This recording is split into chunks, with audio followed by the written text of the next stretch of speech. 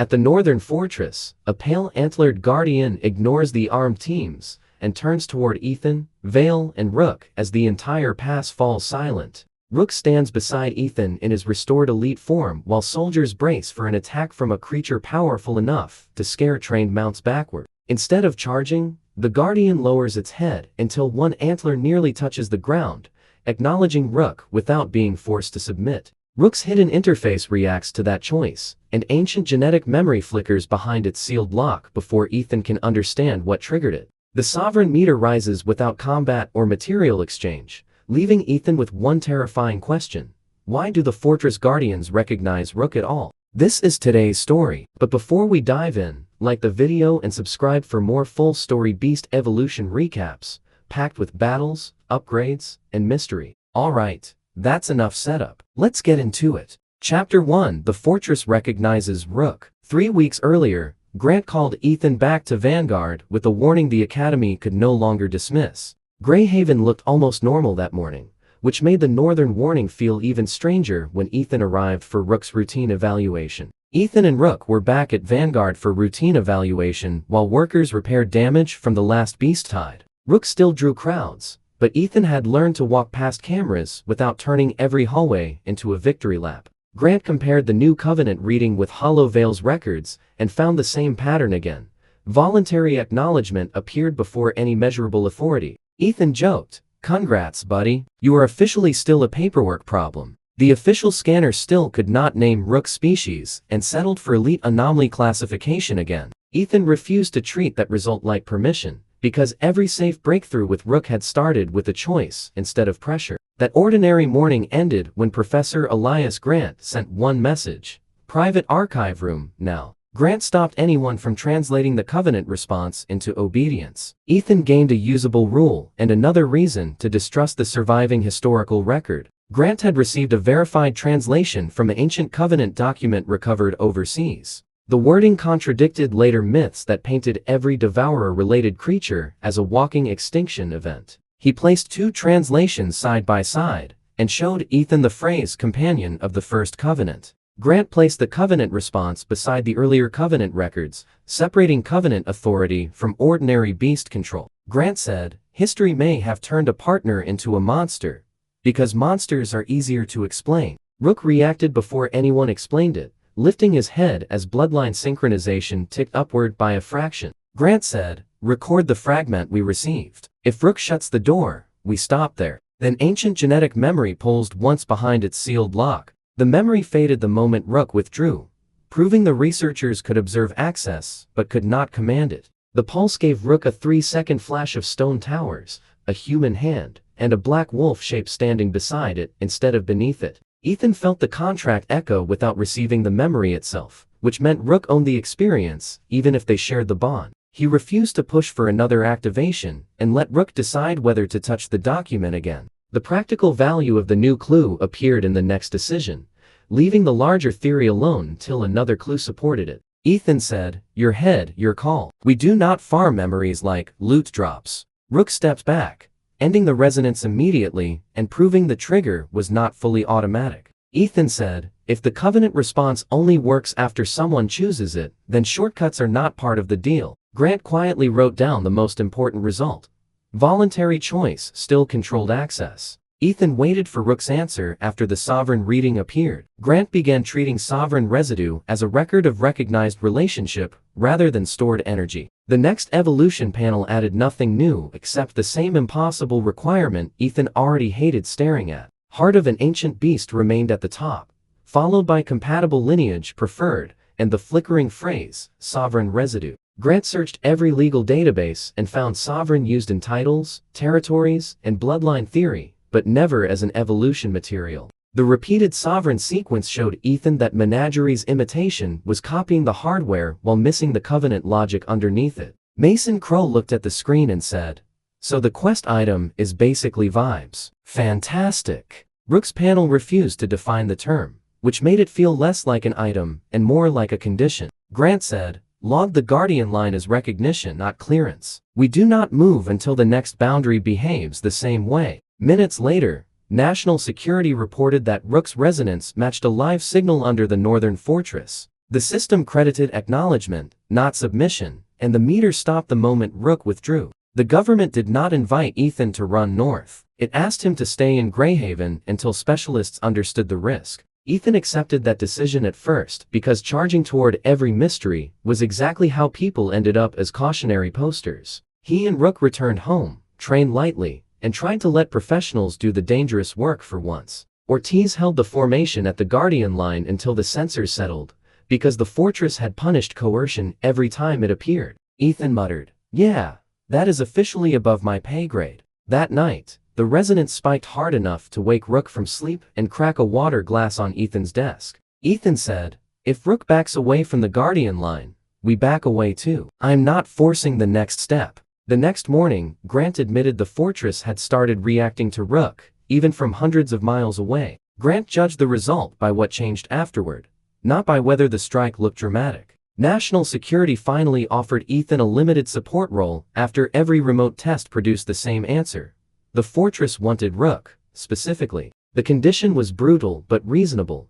Ethan would pass a contractor survival assessment before anyone let him near the northern perimeter. Mason volunteered for the same assessment without being asked, and brought Stormlion like the decision had already been made. Rook repeated the key movement in the contractor assessment and ended exactly on Ethan's signal, proving control mattered as much as force. Mason said, "Do not make it weird. I just refuse to let you get the exclusive near-death experience." Rook watched Mason for several seconds, then accepted a training treat from him without trying to steal the whole bag. Grant said, "We have the clean result from the control drill. Stop before fatigue turns useful data into noise." The road to the northern fortress officially opened, and every person involved knew Menagerie would hear about it too. The clearest image inside the mural sequence lasted only a few seconds, confirming the fragment could still be refused after it began. Grant began the new investigation by rebuilding every surviving clue on one secure wall, instead of chasing each mystery separately.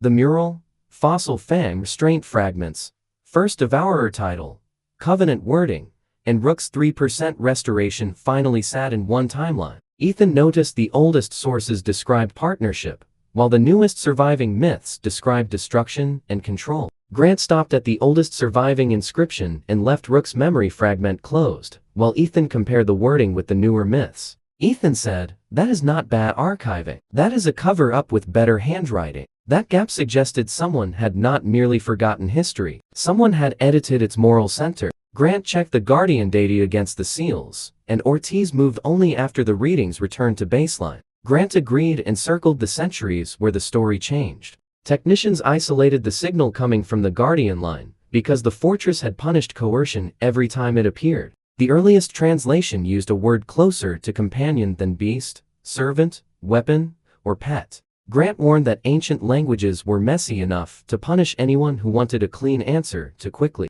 Ethan accepted the uncertainty, but Rook kept staring at the same symbol for shared choice. Rook's reaction to the memory symbol matters more than the raw information, because he can stop the fragment whenever the pressure rises too far. Grant said, "That is our first structural match, not proof, but finally something stronger than vibes." When the symbol was rotated, it matched the geometry that appeared during Rook's first voluntary contract memory. Ethan lets the fragment remain incomplete, treating Rook's control over the memory as part of the evidence rather than an obstacle. The match pointed toward a second Covenant fragment stored under national authority. The fragment makes the memory pathway more concrete, but it still behaves like Rook's memory. Instead of a system menu Ethan can control, getting access required more than being famous, because ancient biological records were treated like weapons-grade research. Ethan submitted the same paperwork as everyone else and refused a sponsor's offer to skip the process through influence. Mason mocked him for being painfully lawful, then quietly signed as a witness on the restricted access form. The reading changed only after Rook accepted the interaction. Nothing in the data treated obedience as progress. Mason said, "You are the only guy I know who can turn forbidden lore into homework." The delay gave Grant time to compare the Covenant symbol with Fortress restraint architecture. The paired marks reacted cleanly under consent, while Menagerie's version produced resistance instead of recognition. The comparison revealed the same paired design, one mark for power, one mark for consent. Ethan said, Secure the menagerie breach first. Nobody gets Rook as a shortcut just because we found something useful. The second fragment described a covenant formed during an ancient war between bonded lineages and something called the Hollow Crown. Most of the paragraph was damaged, but the surviving grammar treated the Devourer role as a defender assigned to consume corrupted power. That interpretation fit Rook's Devour fragment and trait assimilation better than the old monster legends ever had. Grant logged the fragment as Rook's memory, not Academy property, and asked Ethan's permission before storing even the non-visual metadata. He said, "Cool theory, still not tattooing it on the wolf." Ethan refused to call it confirmed, because one convenient translation could still be propaganda from the opposite side. Nothing external entered Rook when the Sovereign reading changed. The sequence still matched Rook's earlier safe evolutions, participation first, change second. At the bottom of the fragment, scholars found the same term, later translated as Sovereign. Every new Sovereign reading response made the operating rule easier to predict, yet none identified who designed the Covenant system. Grant broke Sovereign into three possible meanings: ruler, recognized authority, or one who carries a willingly acknowledged claim. Only the third meaning connected naturally to the consent marks appearing around the first covenant. Rook's hidden panel flickered when Ethan read that translation aloud, but stayed closed when Grant repeated it. Grant's comparison showed the consent condition was mechanical. Voluntary trust changed what the system allowed the bonded pair to access. Grant said, "Whatever Sovereign residue is, I am starting to doubt you can buy it in a market." The response implied the system cared about the bonded pair, not merely the words themselves. Ethan said, "If the Sovereign reading only works after someone chooses it, then shortcuts are not part of the deal." Ethan liked that answer because it made killing an ancient beast feel less inevitable. That made the bond question testable. If voluntary contracts left measurable traces, Vanguard's broken contract archive could show what changed when choice disappeared. A legal research request brought them to Vanguard's old contract archives, where broken bonds were documented beside successful ones. Ethan studied cases where powerful beasts obeyed through fear, and cases where weaker bonds survive because both sides chose cooperation. Rook became restless around coercion records and physically turned away from one preserved control collar. Another safe response separated the ancient system from Menagerie's copy. One relied on acknowledgement, the other on forced control. Ethan said, "You hate the whole concept." "Good. So do I." The behavior echoed the First Covenant's repeated pairing of authority with consent rather than ownership. Ortiz separated the Vale family security plan from every known expedition route, keeping consequences visible instead of hiding them behind progression. That afternoon, the hidden panel added one unreadable lock beneath Sovereign residue. Ethan said, "If the Vale family security plan is not secure, the next upgrade waits. My family does not become leverage." Mason's contribution came from a place Ethan did not expect: Crow family breeding records going back almost 2 centuries. The Crows had cataloged dominant bloodlines, inherited fear responses, and rare cases where weaker beasts rejected stronger genetic commands. Stormlion displayed one of those refusal patterns whenever Rook's bloodline suppression activated near him. Nothing external entered Rook when the Covenant response changed. The sequence still matched Rook's earlier safe evolutions: participation first, change second. Mason grinned and said, "See, my guy is stubborn on purpose." Instead of freezing, Stormlion braced, looked to Mason, and held position through trust rather than raw resistance. Ethan let the Covenant reading sit untouched until Rook chose whether to engage with it again. Grant realized voluntary bonds might literally change how ancient authority interacted with other bloodlines. Ethan said, "One clean result from the control drill is enough. We stop before this turns into ego training." They tested the idea safely with low-output suppression drills, never pushing Rook hard enough to distress the other beasts. Unbonded training beasts reacted first, while bonded partners recovered faster when their tamers stayed calm and gave clear choices. The result was not mystical friendship magic. It looked like learned stability layered over instinctive bloodline pressure. The training result gives Rook a clearer control target, while Ethan keeps the session short enough to catch instability before it becomes injury. He said, "Trust is not a cheat code, but it is apparently a real stat." Ethan wrote the finding down because mechanics mattered more when sentiment and evidence agreed. The failed portion of the control drill exposed one specific weakness. Grant ended the trial there, preferring one clean baseline to a pile of contaminated readings. Grant immediately banned that sentence from the official paper. Ethan keeps the next move quiet enough to protect his family from new attention. Ortiz judged the control drill by whether everyone stayed safe, choosing repeatability over another dramatic attempt. A quiet family dinner gave Ethan a break from ancient language and national security for almost 30 minutes. His mother asked whether the northern trip was actually necessary, not whether it was exciting or prestigious. Ethan answered honestly that professionals needed Rook's resonance, but he could still refuse if the risk became unreasonable. Grant treated the ancient heart result as a compatibility clue, not permission to rush an evolution before the remaining conditions were understood.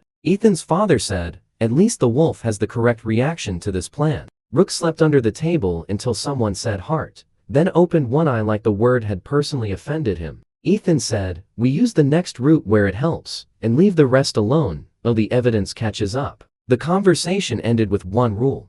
No mystery was worth coming home without each other. Ethan reads the panel result as progress toward the ancient heart condition without changing the rule that no living beast becomes material against its will. Later, Ethan replayed the first contract memory and noticed something the hidden panel had not highlighted before. Rook had touched Ethan before the technical contract stabilized, meaning trust came first and the system recognized it second. That ordering matched every first covenant symbol Grant had translated so far. The memory symbol strengthens the link between restoration and inherited memory, but the system still keeps sealed anything Rook has not chosen to access. Ethan whispered, "So the oldest rule was there from day one." The system did not create consent. It measured a choice that already existed. The clearest image inside the protected fragment lasted only a few seconds, confirming the fragment could still be refused after it began. Rook's bloodline synchronization rose another tiny fraction without any evolution material being consumed.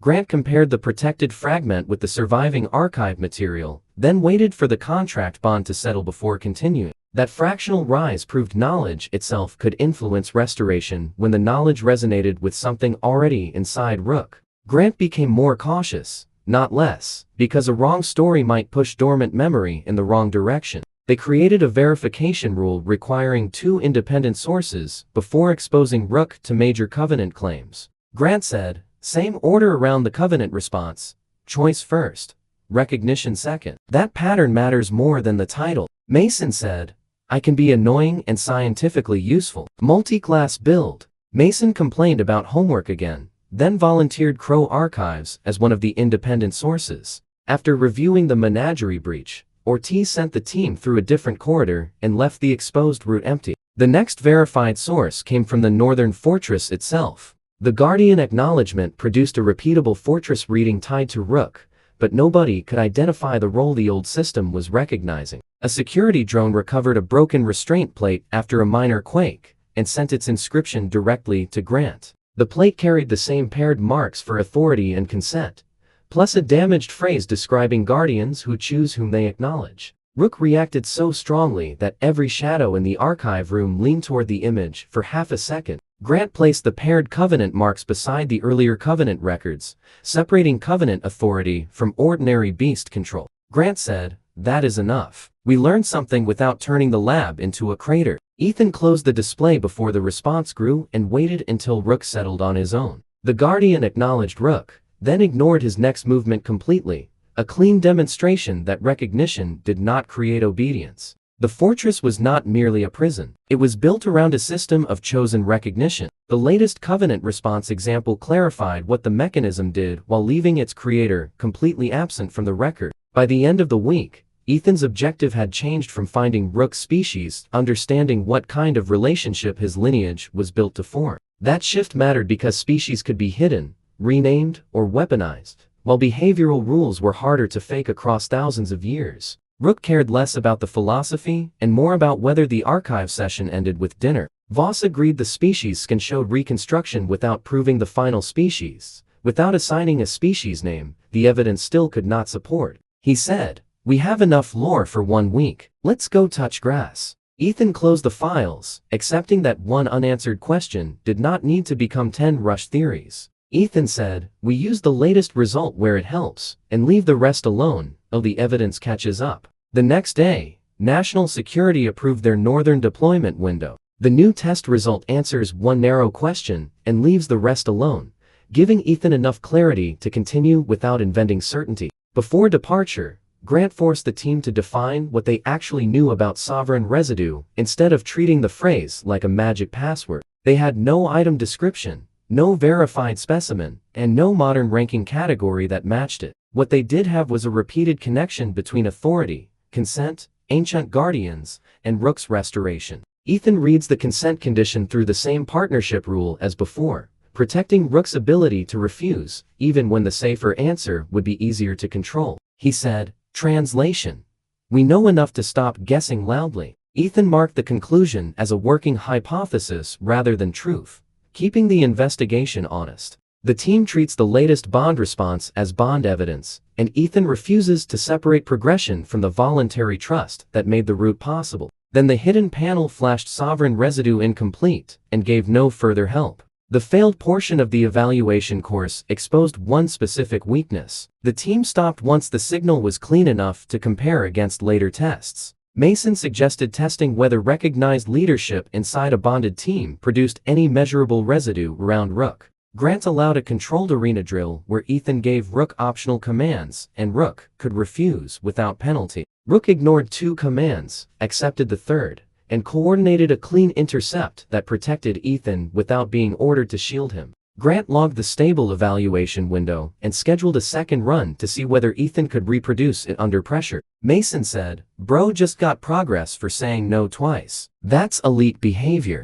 The panel did not complete the condition, but a previously blank meter moved for the first time. Ethan ended the evaluation course after 1 clean repetition. Grant kept the first stable result and refused to blur it with repeated failed attempts. Grant wrote 1 word beside the meter, acknowledgement. Ethan ends the test before a clean result turns into unnecessary strain. The team measured the attack by its tactical effect instead of the spectacle of the impact. They repeated the drill with forced commands through a standard training collar set to non-harmful restriction mode. Rook obeyed physically, but the sovereign meter dropped back to 0 the moment choice disappeared. Ethan ended the test immediately and removed the collar, even though the protocol allowed another round. The collar test gives Ethan a usable training result, so he ends the test before repetition turns a clean observation into unnecessary strain. Ethan said, "Cool, we proved domination gives us exactly nothing." The result was ugly, but valuable. Obedience was not the same thing as sovereign recognition.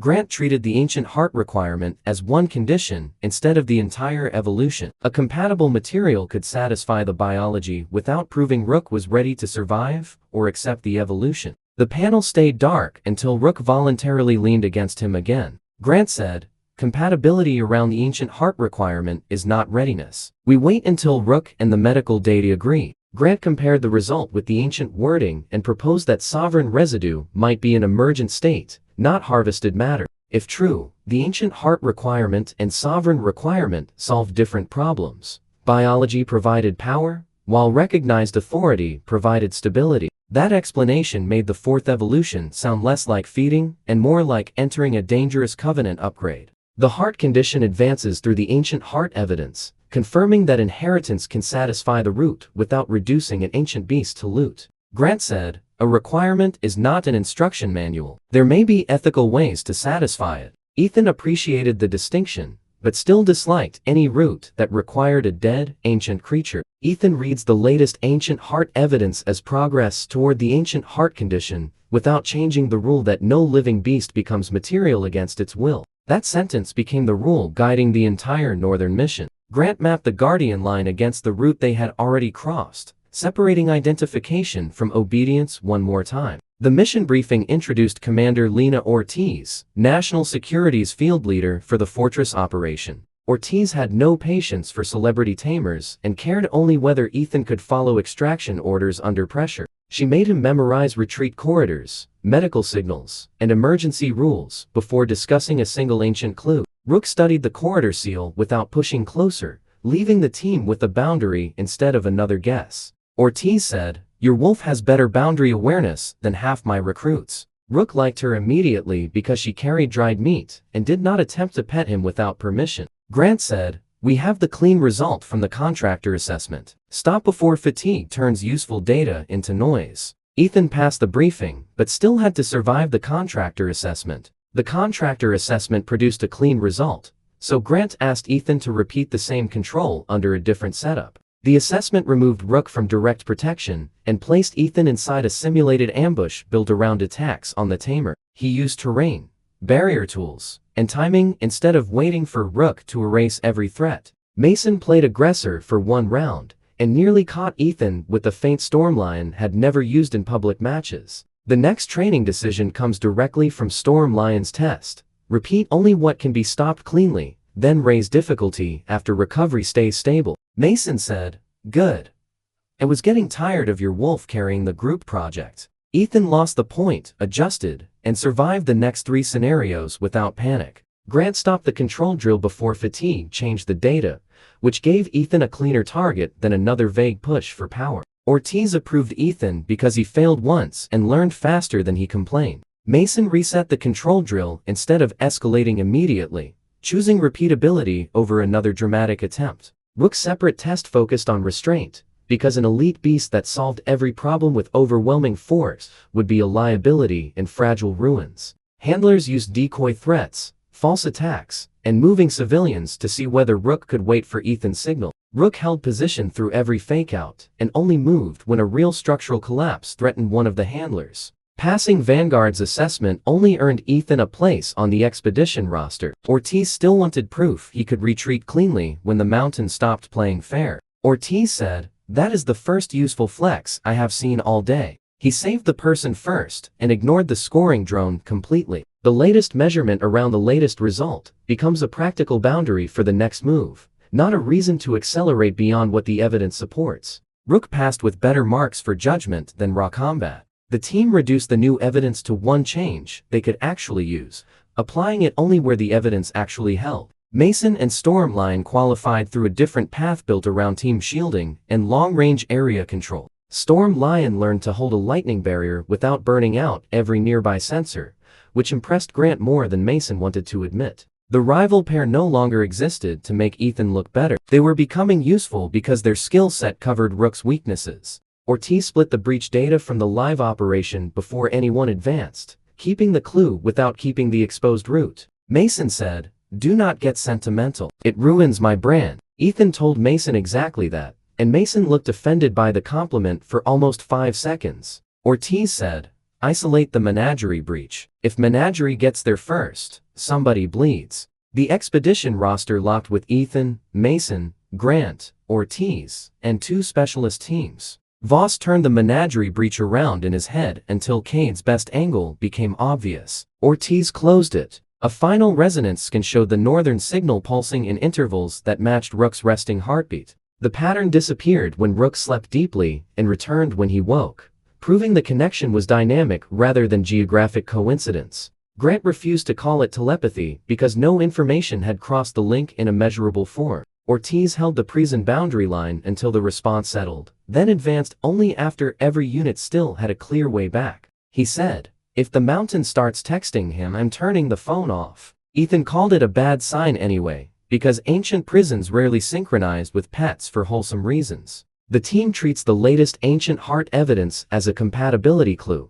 not permission to accelerate the evolution before every condition is understood. The signal suddenly doubled and stayed high for 9 full seconds. The heart condition advances through the latest ancient heart evidence, confirming that inheritance can satisfy the root without reducing an ancient beast to loot. At the fortress, monitoring crews reported a chain fracture during the same 9-second window. The damaged chain came from an outer restraint network, not the sealed central chamber, but the timing removed the last doubt about resonance. Ortiz moved the mission forward by 48 hours before another fracture could change the safe entry route. Grant said, "Lock down the menagerie breach." Menagerie has already proven what it does with half an answer. Grant said, "We are no longer investigating a stable mystery. The clock is moving." Menagerie intercepts also increased, suggesting the criminal faction knew something had shifted. Grant filed the current site response beside the restraint logs and found a consistent split between voluntary bonds and forced control. Ethan packed that night without pretending he felt ready. Grant secures the result before Menagerie can weaponize the same clue in another experiment. Grant separated evidence from interpretation around the Menagerie breach. Ortiz built the route around the confirmed result and left the theories out of the field plan. His family handled departure with less drama than the first major expedition, because everyone had learned what honesty sounded like. Ethan explained the extraction plan, the security team, and the exact point where he would refuse further progress. His mother made him promise not to chase an ancient heart if the mission turned into a hunting operation. The family stakes stay practical after the current situation, pushing Ethan toward quieter procedures instead of another public display of Rook's growth. Rook stole half a sandwich during the serious conversation and got caught instantly. Ethan agreed before she finished the sentence, because that line already existed in his head. The team handles the new information with family security in mind, limiting who needs to know before the next move becomes public. The ordinary theft broke the tension just enough for everyone to breathe. Family safety shapes the response to the latest change, keeping Ethan from treating a useful result as an excuse to take a louder risk. On the transport north, Mason asked the question none of the professionals had said aloud. What if the ancient prisoner offered its own heart? Ethan answered that an offer made under chains and desperation might not count as meaningful consent. Grant backed him up, adding that coercive circumstances could corrupt any sovereign requirement they were trying to understand. The system credited acknowledgement, not submission, and the meter stopped the moment Rook withdrew. The sovereign pattern becomes harder to dismiss after the latest sovereign reading, yet Ethan still refuses to treat the percentage like a title or crown. Mason nodded, surprisingly serious, and dropped the topic instead of arguing for the power-up. Grant said, same order around the sovereign reading. Choice first, recognition second. That pattern matters more than the title. Rook opened one eye at that description and looked personally insulted. Grant overlaid the new signal on the old restraint data. The two patterns separated cleanly at the moment choice entered the sequence. Chapter 2 Guardians of the First Covenant. The northern mountains appeared below the transport like broken black teeth under fresh snow. Rook stood before anyone called him, ears forward, shadows tightening around his paws as the resonance reached full strength. The hidden panel showed the sovereign meter at 1%, then froze as if waiting for something inside the fortress. The Guardian accepted the sovereign reading without surrendering its own judgment, an important distinction for Ethan. He said, 1% is plenty. We are not farming this. Ethan felt no urge to celebrate a number that might represent recognition from an unknown ancient entity. Grant stopped anyone from translating the Guardian acknowledgement into obedience. The sequence still matched Rook's earlier safe evolutions, participation first, change second. As the transport descended, 3 ancient Guardian signatures appeared on radar, where maps showed empty rock. Grant said, same order around the Guardian acknowledgement, choice first, recognition second. That pattern matters more than the title. Ortiz established base camp outside the oldest ward line and treated the fortress like an active war zone instead of an archaeological site. No one entered alone, no one touched a restraint object without clearance, and every team carried independent extraction markers. Ethan appreciated the boring rules because boring rules were often what kept dramatic people alive. Grant mapped the restraint network against the route already crossed and kept the retreat plan independent from every friendly response. Ortiz said, if he hears something, I want a warning before the spooky staring contest. Rook paced the perimeter once, then sat facing the mountain as if listening through stone. The mountain passage stayed closed until Ortiz confirmed the whole formation could reverse without bunching into the choke point. Grant said, log the antlered guardian as recognition, not clearance. We do not move until the next boundary behaves the same way. Rook gained measurable authority through the guardian acknowledgement without taking control. The pattern made more sense as recognized authority than as another resource bar. A pale antlered beast stepped from the snow with no registry match and pressure strong enough to make trained mounts back away.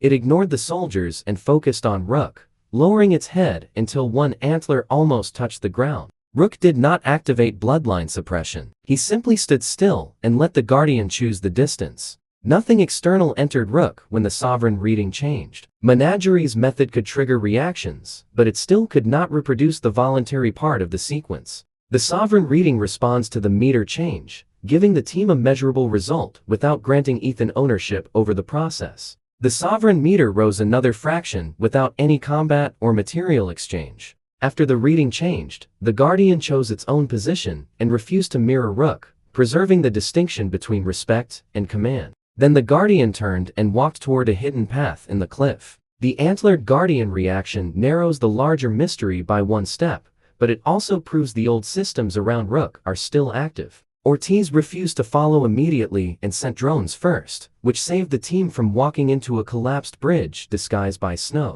The Guardian waited on the far side, instead of disappearing, almost as if it expected them to solve the route properly. Mason and Stormlion used controlled lightning to reveal metal anchor points under the ice, without damaging the stonework. Rook gained measurable authority through the Guardian acknowledgement without taking control. Ethan gained a usable rule and another reason to distrust the surviving historical record. Mason said, "Ancient Deer Quest Giver was not on my bingo card." Ethan crossed last with Rook, respecting the Guardian's lead without treating it like a tame guide. Ethan waited for Rook's answer after the Sovereign reading appeared. Recognition followed Rook's decision instead of causing it. The path ended at a wall covered in Covenant marks. Ethan reads the sealed site reaction as a fortress response, not an invitation to cross the next barrier without a safety read. Grant identified the wall as a biological seal that reacted to bloodline resonance rather than keys or spoken passwords. Ethan refused to let Rook bite or bleed on it just because old ruins had terrible user interfaces. Instead, Rook placed one paw against the stone and waited, giving the seal time to accept or reject him. Grant overlaid the fortress reaction on the old restraint traces, making the partnership versus coercion difference much easier to see. Ethan accepts the contract evidence only after Rook's response is clear, keeping consent inside the mechanics instead of leaving it as a speech about friendship. The wall opened only after Ethan stepped beside him and their contract resonance overlapped. Ethan said, "If the Guardian acknowledgement only works after someone chooses it, then shortcuts are not part of the deal." Inside waited a corridor built for creatures much larger than humans. The repeated order around the Guardian acknowledgement gave Ethan one rule he could trust. Grant time-stopped the order, Rook chose first, and the system responded afterward. The corridor contained claw marks, sleeping alcoves, and no cages, which did not fit the official story of a simple monster prison. Some alcoves held old food basins and grooming stones, suggesting guardians lived here by choice across generations. Rook sniffed one wall and received a brief memory of young beasts training beside human partners. Mason reset the control drill instead of escalating immediately, turning a flashy ability into something the group could plan around. He said, "Okay, this place officially has better lore than the textbooks." Ethan saw only Rook's reaction and let the memory remain private unless Rook chose to share through the bond. Whatever the old Covenant measured, it refused to count control as legitimate advancement. The memory ended with the black standard carrying the first Covenant mark. The antlered Guardian triggered the same measurable response around Rook, turning coincidence into evidence while the underlying criterion stayed unknown. A second Guardian attacked without warning near the inner stairs, proving recognition did not equal friendliness. The beast targeted Ethan instead of Rook, forcing the pair to demonstrate contractor defense under real conditions. Rook intercepted without mauling it, while Ethan used a barrier tool to break the attack angle and retreat behind cover. Grant files the Guardian reaction as another controlled fortress reaction, then treats the response as data instead of protection. Nothing external entered Rook when the Guardian acknowledgement changed, separating Covenant authority from ordinary beast control. The Guardian stopped after Ethan stayed calm and did not order a killing counterattack. Grant could predict the Guardian acknowledgement response more accurately now, but the origin of the system remained blank. The Guardian left one claw mark across the doorway and allowed them through. The Sovereign meter rose around Rook, yet the Guardian remained free to ignore him, separating authority from command. Grant compared the claw mark with Covenant grammar and found a symbol associated with restraint under provocation. That meant the Guardian likely judged whether a bonded pair could hold power without using maximum force. Mason looked offended that Ancient Ruins had apparently invented behavioral exams before Vanguard did. Grant cross-checked the Guardian line against earlier seal data, while Ethan refused to call the response permission. Ethan waited for Rook's posture to relax before Ortiz reopened the route through the restraint network. Stormlion bumped his shoulder, making the complaint look even less dignified. Ethan canceled the next test while security traced the menagerie breach, unwilling to give menagerie a second look at the same procedure. The Sovereign meter climbed to 2%. That confirms the reading can increase without rank, ownership, or forced submission. Grant treated the menagerie breach as both evidence and a new attack surface. The result remained in the case file, but the route to reproduce it was locked down. Far from base camp, Menagerie scouts reached another entrance and skipped every restraint protocol Ortiz had established. They cut through a seal with stolen biological suppressors, forcing the fortress to treat them as an active infection. 3 Guardian signatures moved toward the breach, while Director Adrian Cade ordered heavier weapons forward. Voss traced the first exploit Cade would try through Cade's latest move. Ortiz sealed that route before the team moved again. Ortiz said, "Isolate Cade's latest move. If Menagerie gets there first, somebody bleeds." Lucian Voss recognized the response pattern and warned that the fortress was escalating because they refused every offered boundary. The route changed as soon as Cade's latest move revealed how predictable their movement had become. Voss stopped arguing and quietly copied the command log instead. Ethan asked security to trace every account that had touched Cade's latest move before anyone tried to interpret the result. Back on Ethan's route, the team found an ancient medical chamber with preserved tools sized for beasts and humans alike. Grant discovered diagrams showing paired treatment, shared rehabilitation, and joint conditioning after large-scale battles. The imagery reminded Ethan of carrying Rook through Vanguard's halls when he was too weak to stand. Ethan said, "If the mural sequence starts hurting you, we're done. No answer is worth trapping you inside it." Ethan said, "Yeah, apparently being stubborn runs in the family." Rook stared at one mural where a large black beast lowered itself so an injured human could climb onto its back. Ethan treated the mural sequence as Rook's experience before treating it as evidence, because consent mattered even when the answer was sitting one memory away. A hidden compartment opened beneath the mural and released a preserved Covenant token. The token response matters because it preserves the same Covenant boundary. Authority can be offered, refused, and withdrawn instead of permanently imposed. The token carried no power Ethan could detect, but Rook reacted with a calm familiarity rather than fear. Grant refused to pocket it and documented the object in place until Ortiz approved temporary study. When Ethan held the token, nothing happened. When Rook touched it, the sovereign meter rose another fraction. The token response reinforces the Covenant pattern. Recognition appears when Rook or the Guardians choose freely, not when somebody forces the response. Grant warned the team not to confuse a rising sovereign meter with ownership. The data supported recognition, not obedience. The effect vanished when Ethan tried to force the contact a second time, confirming choice still mattered. The Guardian's behavior remained independent after recognition. It could acknowledge Rook without becoming his subordinate. The pattern was becoming too consistent to dismiss as coincidence. Grant separated evidence from interpretation around the Menagerie breach. Ortiz accepted only the verified part when she redrew the operation map. They reached a defensive courtyard where broken statues showed Guardians fighting beside human silhouettes against faceless crowned shapes. The enemy figures had been deliberately chiseled away more aggressively than the defenders, suggesting later editors feared the opposing identity most. Rook's memory lock pulsed but did not open, and Ethan chose not to pressure it after the last strong reaction. The mountain gives them another measurable answer through the old system response, and Ethan responds by tightening controlled procedure rather than assuming the site has accepted them. Technicians isolated the signal coming from the mountain passage because the fortress had punished coercion every time it appeared. Mason noticed the missing enemy faces and called the censorship almost cartoonishly obvious. Ortiz said, "Nobody crosses the mountain passage because a ruin reacted. Keep the exit open and wait for a clean route." Grant found one surviving label, "Servants of the Hollow Crown." The expedition logs the latest fortress reading as another controlled fortress reaction, then proceeds without assuming the Guardians will stay passive. The phrase "Hollow Crown" matched the overseas fragment, giving the team their first independent verification across 2 ancient sites. Grant immediately upgraded the term from speculative translation to probable historical faction. Ethan cared less about the name than the fact that Rook's lineage appeared to have fought against it. Grant kept the new clue in the evidence column instead of promoting it to certainty, and Ortiz moved the team before the debate could stall them. Ethan said, "So somebody swapped hero and villain in the patch notes." That possibility weakened the later myth that Devourers were responsible for the original catastrophe. Rook closed the protected memory as his stress rose, giving Ethan one clue and no right to force the next image open. The courtyard doors opened toward the restraint network surrounding the central chamber. Ethan said, "If Rook backs away from the restraint network, we back away too. I'm not forcing the next step."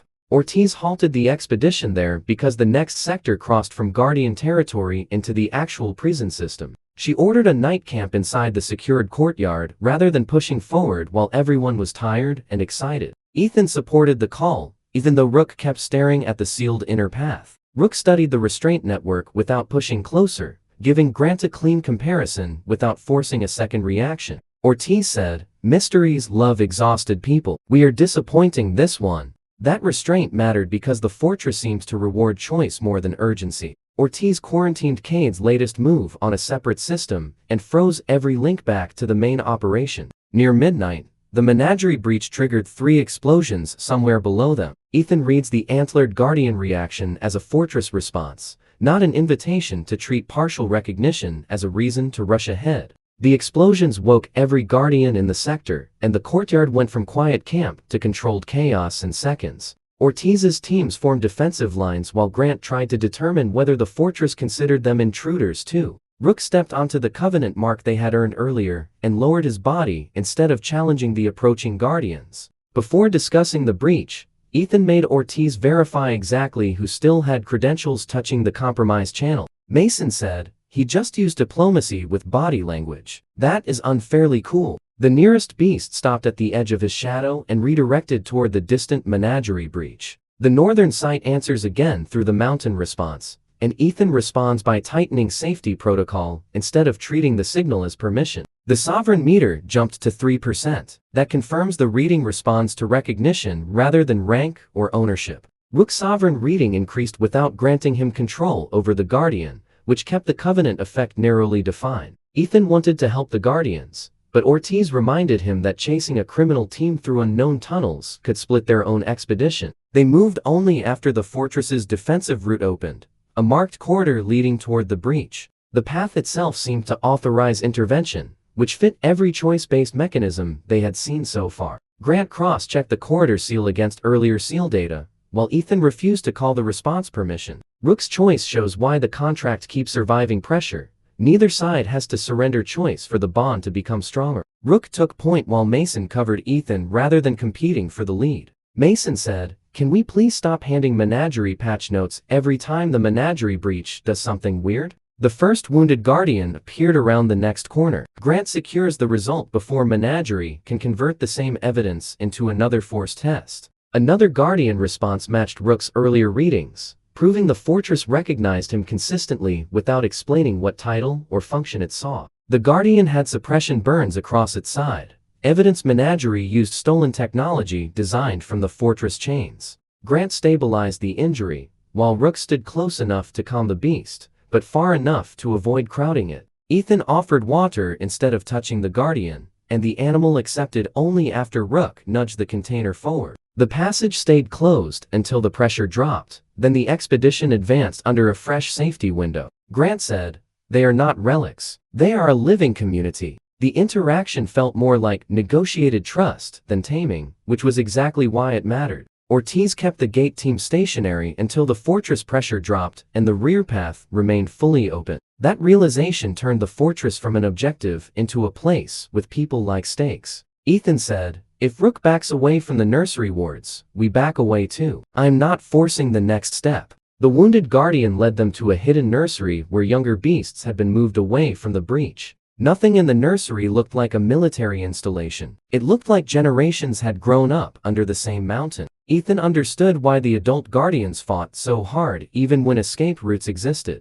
Grant plotted the nursery wards beside the return path, refusing to let a cooperative reaction erase basic exit planning. Mason whispered, "Okay, that is actually wholesome. Do not quote me." Rook lay down near the entrance and made himself smaller around the frightened young beasts. Another guardian acknowledgement case tightened the rule without producing a single reliable name from the civilization that built it. One juvenile guardian approached Rook and touched noses with him. Grant said, "Save what he showed us. The next memory is his decision, not ours." The contact triggered a stable memory pulse instead of the violent flashes Rook had experienced near restraint chains. He saw a black canine ancestor guiding younger guardians through the same nursery, while a human partner watched from the doorway. Ethan received only emotion through the contract, familiarity, responsibility, and grief, without words. Ortiz held the formation at the nursery wards until the sensors settled, separating identification from obedience one more time.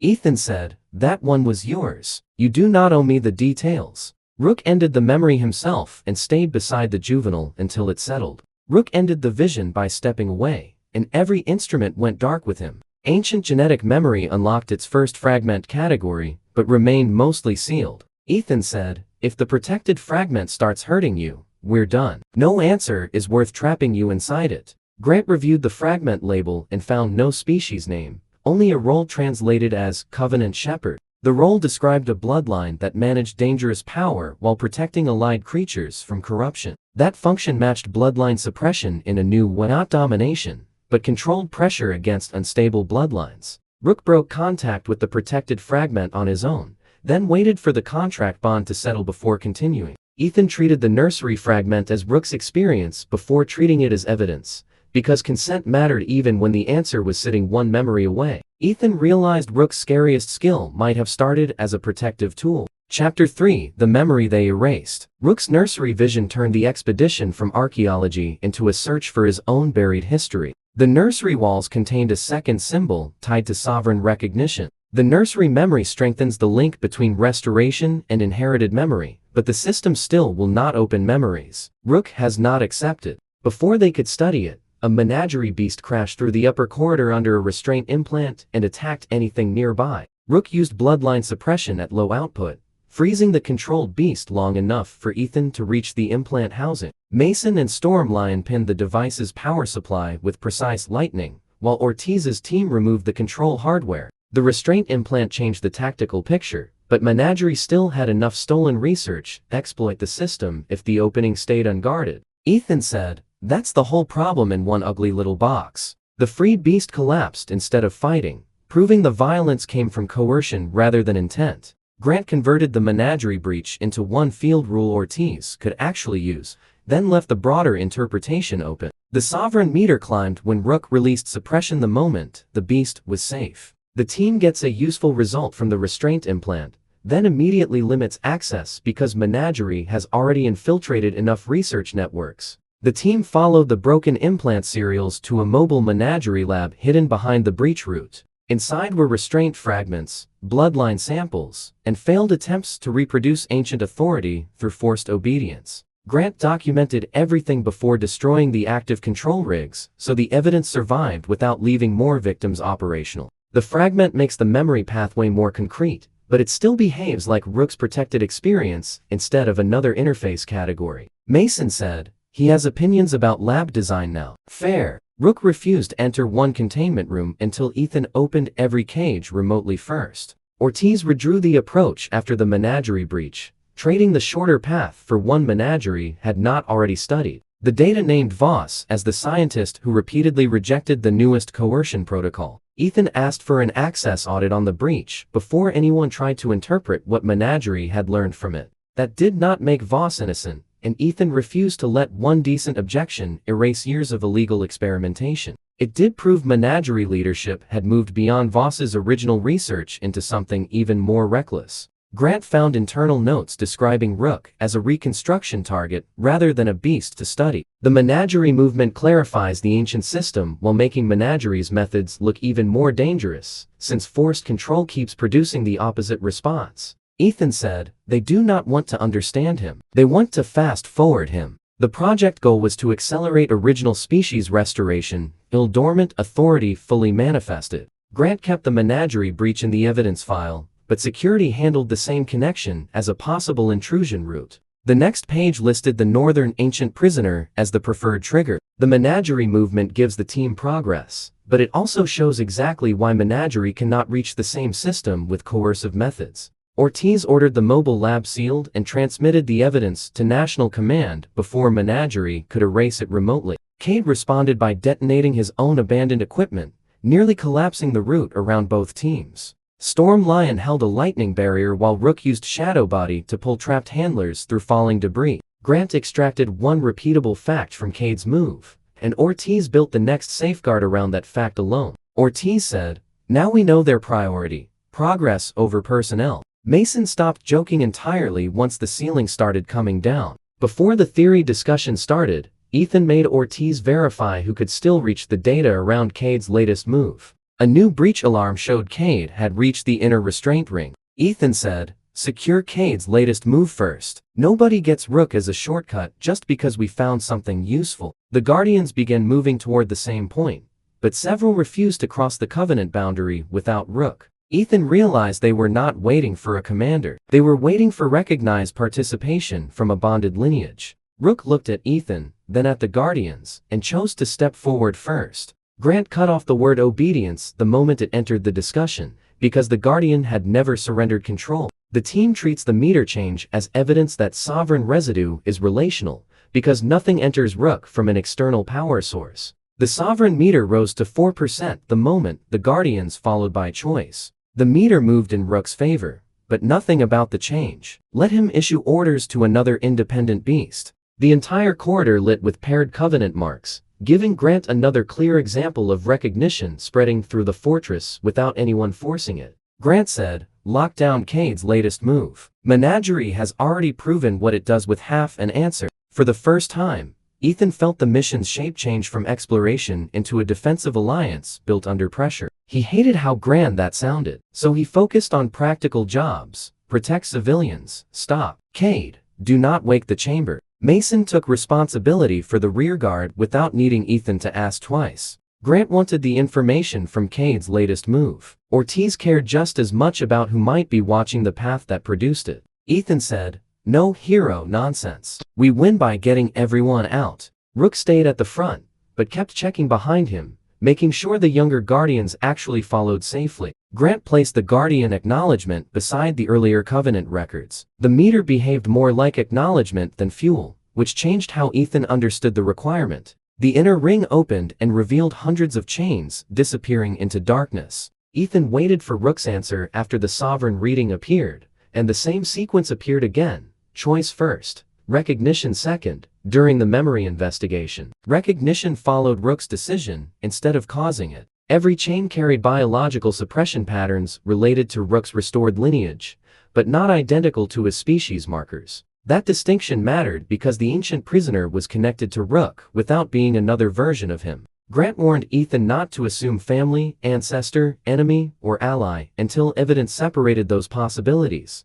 The team marks the Guardian side recognition as another controlled fortress reaction, then advances without confusing recognition with safety. Mason said, "Whatever is down there has the whole neighborhood on edge." Rook stared down the central shaft and gave a low sound that the Guardians answered from every side. Voss traced the first exploit Cade would try through Cade's latest move, keeping the channel closed until security cleared it. Ortiz sealed that route before the team moved again. Then Voss's voice came through an emergency channel, asking Ethan to stop Cade before the next seal broke. Grant split Cade's latest move into verified facts and unproven conclusions before Ortiz used any of it in the field plan. Voss's message included a map fragment Menagerie had stolen, which immediately made everyone suspicious of the help. Ortiz verified the route against fortress architecture before using it, refusing to trust a criminal simply because he sounded worried. The map exposed a safer path to the inner ring, but also showed Cade already planting charges near 3 biological seals.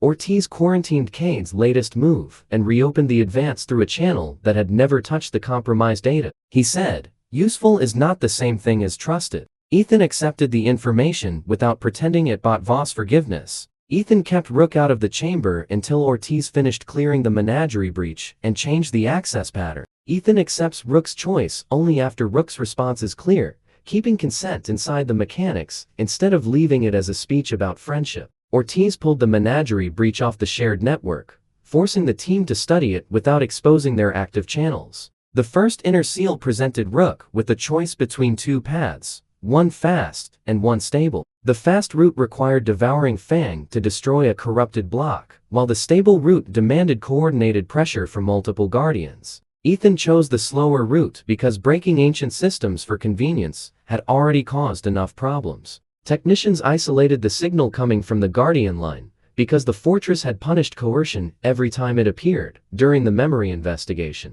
Ethan watched Rook before anyone approached the Guardian line, while Ethan refused to call the response permission. Rook worked beside the Guardians instead of dominating them, matching force until the seal reset cleanly. Nothing external entered Rook when the sovereign reading changed. Recognition followed Rook's decision instead of causing it. The sovereign meter rose again after cooperation succeeded without damage. The sovereign reading pattern was becoming mechanical rather than mysterious, even as its historical author stayed unknown. The second seal created a hallucination of Ethan ordering Rook into obvious danger, trying to provoke blind obedience. Rook recognized the false command because the emotional tone did not match their bond and refused to move. Ethan heard nothing, but the contract carried Rook's irritation strongly enough to make him laugh despite the danger. A fresh response moved through the northern site, giving Grant another measurable signal without revealing who built the network or why it recognized Rook. Ethan reads the contract evidence through the same partnership rule as before,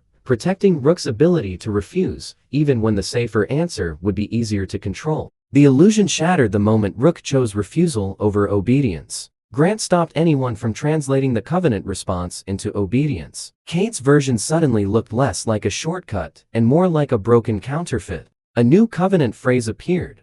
Authority without choice is failure. Ethan paused the experiment as soon as the menagerie breach appeared in the security report, then waited for a clean route. The third seal targeted Ethan instead, showing a vision of Rook losing control and turning on civilians after further restoration. The fear hit because it was plausible enough to matter, not because Ethan believed Rook secretly wanted it. He refused the seal's offered control command and chose an exit route that preserved Rook's autonomy under uncertainty. The team marked each recognized seal separately from the retreat route, because acknowledgement could not be trusted as permanent safety. Grant said, "The fortress tested both sides of the bond." The illusion collapsed when Ethan accepted risk instead of demanding guaranteed obedience. Each sovereign reading test removed one practical uncertainty and left the oldest question untouched: who built this system, and for whom? The sovereign meter crossed 5%. That confirms the reading does not require domination, title, or forced submission.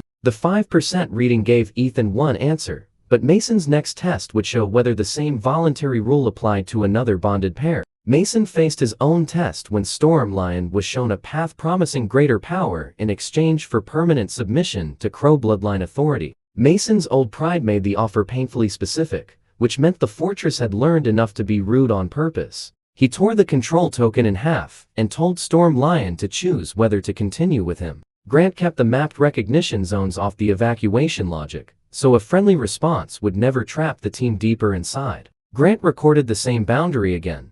The system reacted to willing participation, not domination. Stormlion stayed, then headbutted Mason hard enough to knock him into the wall. Ethan waited for Rook's answer after the paired Covenant marks appeared. The team left with a safer procedure and a larger historical question. Rook gained measurable authority through the paired Covenant marks without taking control. The fortress behaved differently the moment anyone treated recognition like ownership. Ortiz said, "Voluntary or not, the paired Covenant marks does not replace a fallback route. Keep the formation ready." Grant realized the inner ring was not measuring combat strength at all. It was verifying whether bonded power could exist without ownership. That explained why the ancient guardians acknowledged Rook without automatically obeying him, proving recognition and submission were never the same thing. It also explained why menagerie suppression technology triggered violent defense responses whenever those voluntary relationships were threatened inside the fortress. Ortiz isolated the menagerie breach behind a one-way transfer and banned live access until security finished its sweep.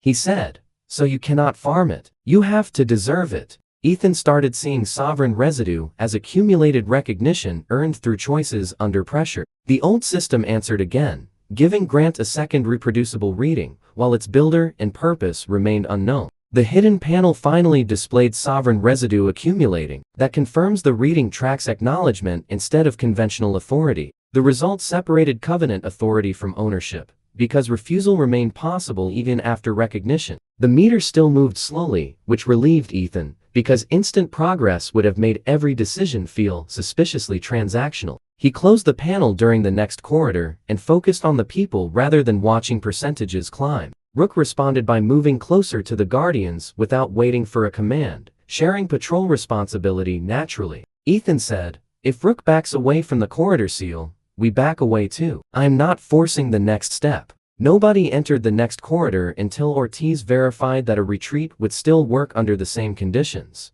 The system recorded the choice only after it happened, preserving the same order as their original bond. Rook's choice reinforces the rule that has carried every evolution so far. Ethan can offer a path, but Rook has to choose whether to take it. That consistency became the strongest mechanical clue in the entire investigation. Ethan reads the latest bond response through the same partnership rule as before, protecting Rook's ability to refuse, even when the safer answer would be easier to control. The inner ring opened into a memorial hall filled with names, claw marks, handprints, and empty spaces where records had been removed. Some names belonged to humans, some to beasts, and the formatting gave both equal size instead of ranking one above the other. Rook stopped at a blank section where the stone had been cut away much later than the original construction. After the Covenant response appeared, Ethan watched Rook instead of the meter and waited for a voluntary reaction. Before moving again, Ortiz sealed Cade's latest move inside a separate node and changed the expedition's access keys. Grant found chisel residue matching the historical period when Devourer myths became openly hostile. Voss reduced the menagerie breach,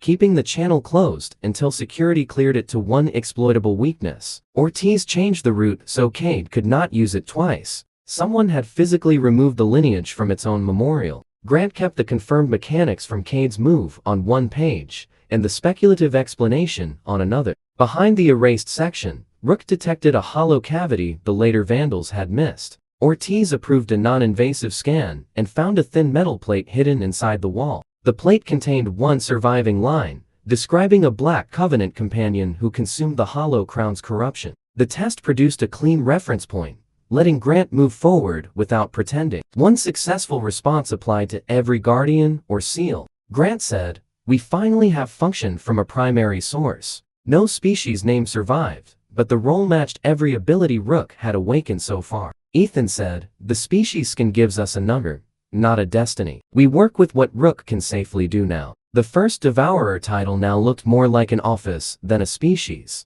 The latest measurement gives the team one concrete fact to carry forward, so the next decision can be based on a measured result instead of speculation. Ethan resisted the temptation to declare Rook the next first Devourer, because titles could be inherited, repeated, or misunderstood. Rook solved the philosophical problem by stealing Mason's glove and running 6 meters down the hall with it. The chase lasted just long enough to reset everyone's nerves after the memorial reveal. Grant cross-checked the Guardian line against earlier Seal data, leaving the team with a boundary instead of another guess. Nothing in the new reading gave Rook control over the Guardian, which continued making its own decisions. Mason got the glove back, covered in shadow dust, and looked personally betrayed. From Cade's latest move, Grant extracted a single operational boundary and let Ortiz build security around that boundary alone. Then the fortress shook hard enough to erase the joke. Grant preserved Cade's latest move for analysis while the technicians traced the connection backward for signs of menagerie access.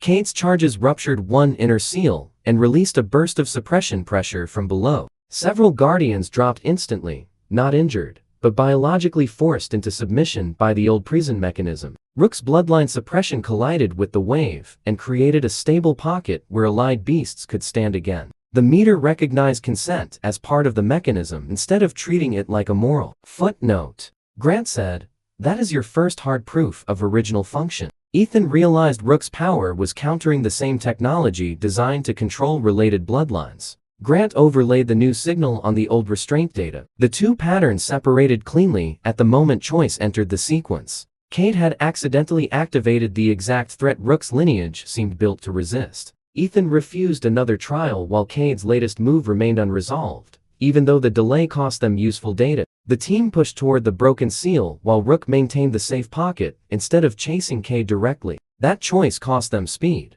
but saved every weakened Guardian along the corridor. The Sovereign meter rose faster than ever because recognized protection spread through the group voluntarily. The repeated order around the Sovereign reading gave Ethan one rule he could trust, separating Covenant authority from ordinary beast control. The meter change gives the team a cleaner Sovereign data point. The number moves through recognition, not through rank, ownership, or forced submission. Ethan stopped watching the number when he realized the number was following the behavior, not causing it. Grant logged the menagerie breach as useful evidence and immediately asked security to assume the channel itself was compromised. At the far door, Voss waited alone with his weapon lowered. Voss said, Leadership will weaponize Cade's latest move before the subject is stable. They have done worse with less. Voss claimed he had left Cade's team after they crossed the line from research into forced awakening. Ethan reminded him that Voss had crossed plenty of lines years earlier, and nobody was handing out redemption arcs today.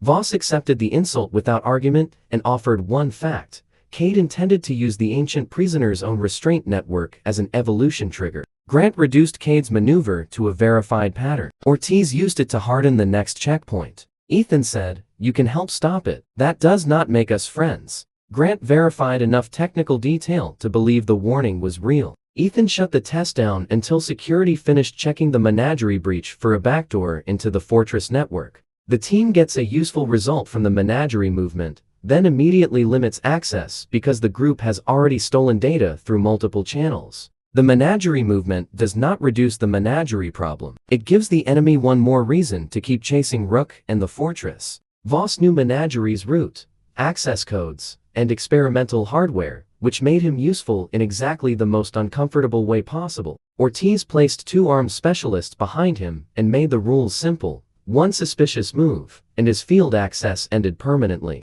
Voss did not complain, because even he understood the team had excellent reasons to hate him. Ortiz sealed the menagerie breach inside a disposable research node, so any hidden connection would die with the node. Grant separated the value of the menagerie breach from the risk of its source, keeping the clue while closing the route behind it. Rook watched him with the same quiet hostility he used around control equipment. Before the next move, Ortiz quarantined the breach and forced the field team onto a different access pattern. Ethan answered, "That is not the compliment you think it is." The team gets a useful result from the menagerie movement, then immediately limits access because menagerie has already proven it can reach supposedly secure research. Voss explained Cade's plan around a portable restraint amplifier built from stolen fortress fragments and modern contract technology. The device could force dormant bloodline pressure upward, creating the biological stress menagerie believed would accelerate restoration. Grant called the theory reckless because it confused survival response with healthy evolution.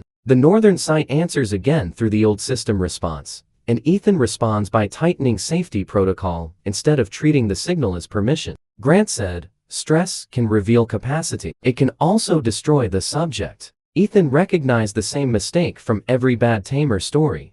Pain treated like proof of progress. Ethan said, "Secure the restraint amplifier first. Nobody gets Rook as a shortcut just because we found something useful." Voss quietly admitted that was why he had sabotaged the amplifier's full output. Ethan closed the interface after checking the heart chamber and treated Rook's hesitation as information, not resistance to push through. The sabotage bought them time, but also made Cade desperate enough to use the ancient prisoner's restraint chains directly. Chapter 4, The Heart of an Ancient Beast. Voss showed them Cade's stolen target label, Central Heart Chamber, a room missing from every official map. The phrase, heart chamber, immediately raised every concern about Rook's evolution requirement. The panel recognized the material requirement, but the evolution trigger stayed inactive until Rook made a separate choice. He said, "Nobody hears heart," and starts licking the loot. Ethan refused to let coincidence turn into a conclusion before they saw what the chamber actually contained. Voss pointed out the weak seam in Cade's latest move,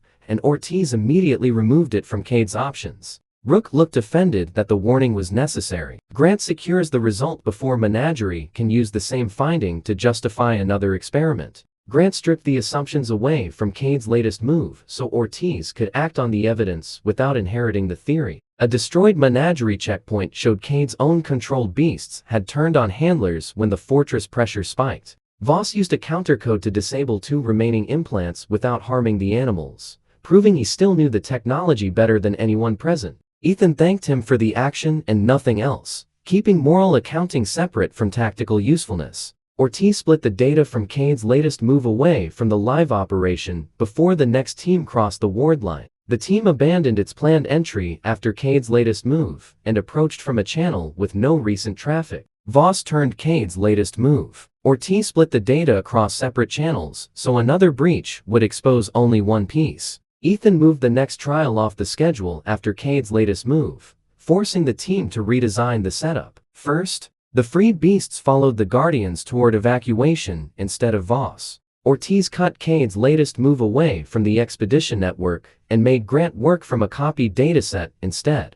Mason confronted Voss during a short equipment stop, asking why a brilliant researcher had ever joined Menagerie in the first place. Voss answered without excuses. Legitimate institutions move too slowly for him, so he convinced himself results justified methods until evidence stopped agreeing. That explanation sounded human enough to be dangerous, because arrogance rarely looked evil while it was forming. Ortiz moved the Menagerie breach into a sandbox with no return path, sacrificing speed for a cleaner security boundary. Voss reduced Cade's latest move. From then on, Compromised Terminal could not reveal the entire investigation. Mason did not offer sympathy, only a sharp nod that said, the answer made sense. Grant turned Cade's latest move into a testable instruction for the field team rather than another paragraph of theory. Voss almost smiled before the next alarm cut him off. Cade's next alarm exposed exactly what Menagerie was willing to sacrifice for power. The alarm came from a chamber where Menagerie had captured one Guardian and wired it into the restraint amplifier. Cade was using its living bloodline as a tuning fork for the central prison network. Rook's pressure spiked in anger, but Ethan kept their response controlled, so rage did not become the experiment Cade wanted. The team changed routes after reviewing Cade's latest move. Ortiz closed the route after one use so the clue could not become a map for Cade. Grant treated Cade's latest move as both evidence and a new attack surface. Security treated each research channel as disposable instead of trusting the whole network at once. They freed the Guardian through coordinated strikes on hardware rather than the host body. Ortiz stripped Cade's latest move from the live system and routed analysis through an offline terminal. Rook released the captured beast, and the Sovereign meter climbed again. The sealed site reacted to Rook on independent sensors, enough to confirm the pattern, and not enough to explain the ancient mechanism behind it. Voss identified a pattern in the amplifier log showing Cade had already tested 3 forced restoration spikes on preserved tissue. Every sample destabilized, producing uncontrolled growth followed by structural collapse within minutes. The failures proved forced acceleration could make Rook stronger briefly, while destroying whatever made the restoration coherent. Ethan delayed analysis until the access list around Cade's latest move was complete, and every suspicious credential had been removed. Voss said, Cade sees the explosion and calls it progress. Grant called it the biological equivalent of blowing up a bridge to cross faster. Ortiz treated Cade's latest move like contaminated evidence, bagging the data before anyone touched the next layer. The next test target in the log was Rook. Grant secures the result before Menagerie can twist the same clue into another control attempt. The team protects the result from the Menagerie movement before moving on, because Menagerie has repeatedly turned incomplete evidence into reckless pressure. Ethan expected anger and got something colder, clarity about exactly what Menagerie wanted from his partner. They did not need Rook alive forever. They needed enough restored authority to unlock whatever the fortress protected. That changed the tactical goal from avoiding capture to preventing even temporary restraint. Contact. Ortiz held everyone in place while the risk climbed, moving again only when the fortress response stabilized. Ethan said, if the fight splits, Rook leaves first. No debate. Ortiz reassigned 2 specialists to Rook's extraction path instead of the central push. The newest reading lined up with the restraint archive everywhere except the point where voluntary recognition entered the sequence. Rook gave him a look, suggesting the debate had already begun. Reviewing Cade's latest move convinced Ortiz to rotate both route and timing before the next advance. The next corridor forced the issue when Cade's team used sonic charges to separate Ethan and Rook behind a closing seal. Rook could have shattered the wall, but doing so risked the Guardian nursery on the other side. Ethan trusted him to wait while Mason and Storm Lion rerouted power through an older Covenant channel. Ethan reads the Antlered Guardian reaction as a fortress response, not an invitation to advance, before Grant can define the danger. Mason said, see? We can solve problems without your wolf-eating architecture. The seal reopened after 45 brutal seconds without anyone destroying the structure. Grant mapped the Guardian line against the route they had already crossed, while Ethan refused to call the response permission. Rook immediately tried to bite a loose cable that confirms the reading moves without anyone claiming ownership over the bond. Voss mapped how Cade could turn the Menagerie breach against them. Ortiz rebuilt the next step around that vulnerability. Voss noticed the Sovereign meter during the reunion, and understood enough to be alarmed by how it increased. He had expected a chemical residue or inherited secretion, not a state emerging from repeated voluntary recognition. That discovery made Menagerie's entire material harvesting model fundamentally wrong. That confirms the reading can change through consent rather than impose status. The bond matters in the voluntary response because the system measures voluntary trust as a condition, not as a decorative emotion between tamer and beast. He finally said, "We were measuring the shadow and calling it the object." Voss said nothing for several seconds because admitting a foundational mistake cost him more than any insult Ethan could deliver. Rook's response to the latest bond response keeps the partnership balanced, because agreement still matters more than speed when the next route becomes dangerous. Grant answered, "Now help us stop the people still doing it." The latest bond response shows why the contract keeps surviving pressure. Neither side has to surrender choice for the bond to become stronger. Cade reached the heart chamber first, but found no living ancient beast waiting to be harvested. Instead, the chamber held a massive preserved organ inside crystal stasis, surrounded by memorial inscriptions and guardian marks. The preserved heart had belonged to an ancient creature that died long before the fortress became a prison. Voss treated Cade's latest move, because half answers were exactly what Cade weaponized best, like an enemy would, and found the opening first. Ortiz locked the opening down. Voss said, "There is your ethical disaster with a power cable." Cade ignored the funerary context and ordered extraction equipment into the room immediately. Voss predicted how Cade would weaponize the latest move. Ortiz cut that branch from the operation plan and compartmentalized the result. The chamber seals began rejecting Menagerie personnel one by one. Grant separated heart chamber compatibility from Rook's readiness, leaving hesitation as a valid reason to stop. Ethan's team arrived as Cade forced the first extraction clamp through the stasis field. Rook reacted with recognition strong enough to stagger him, but the feeling was grief rather than hunger. Ethan stepped between Rook and the heart until he understood whether the reaction represented instinct, memory, or the evolution panel. Ethan closed the interface after checking the ancient heart requirement, and willing to let urgency decide for Rook. Ethan checked the ancient heart requirement and accepted that uncertainty was part of Rook's decision, not a defect in it. The hidden interface identified a compatible ancient heart, but did not mark it as available. The system accepted the material as compatible and still refused to start the transformation on its own. The chamber answered by sealing the heart behind a second covenant barrier. The field team logs the current site response as another controlled fortress reaction, then keeps the expedition inside its safety limits.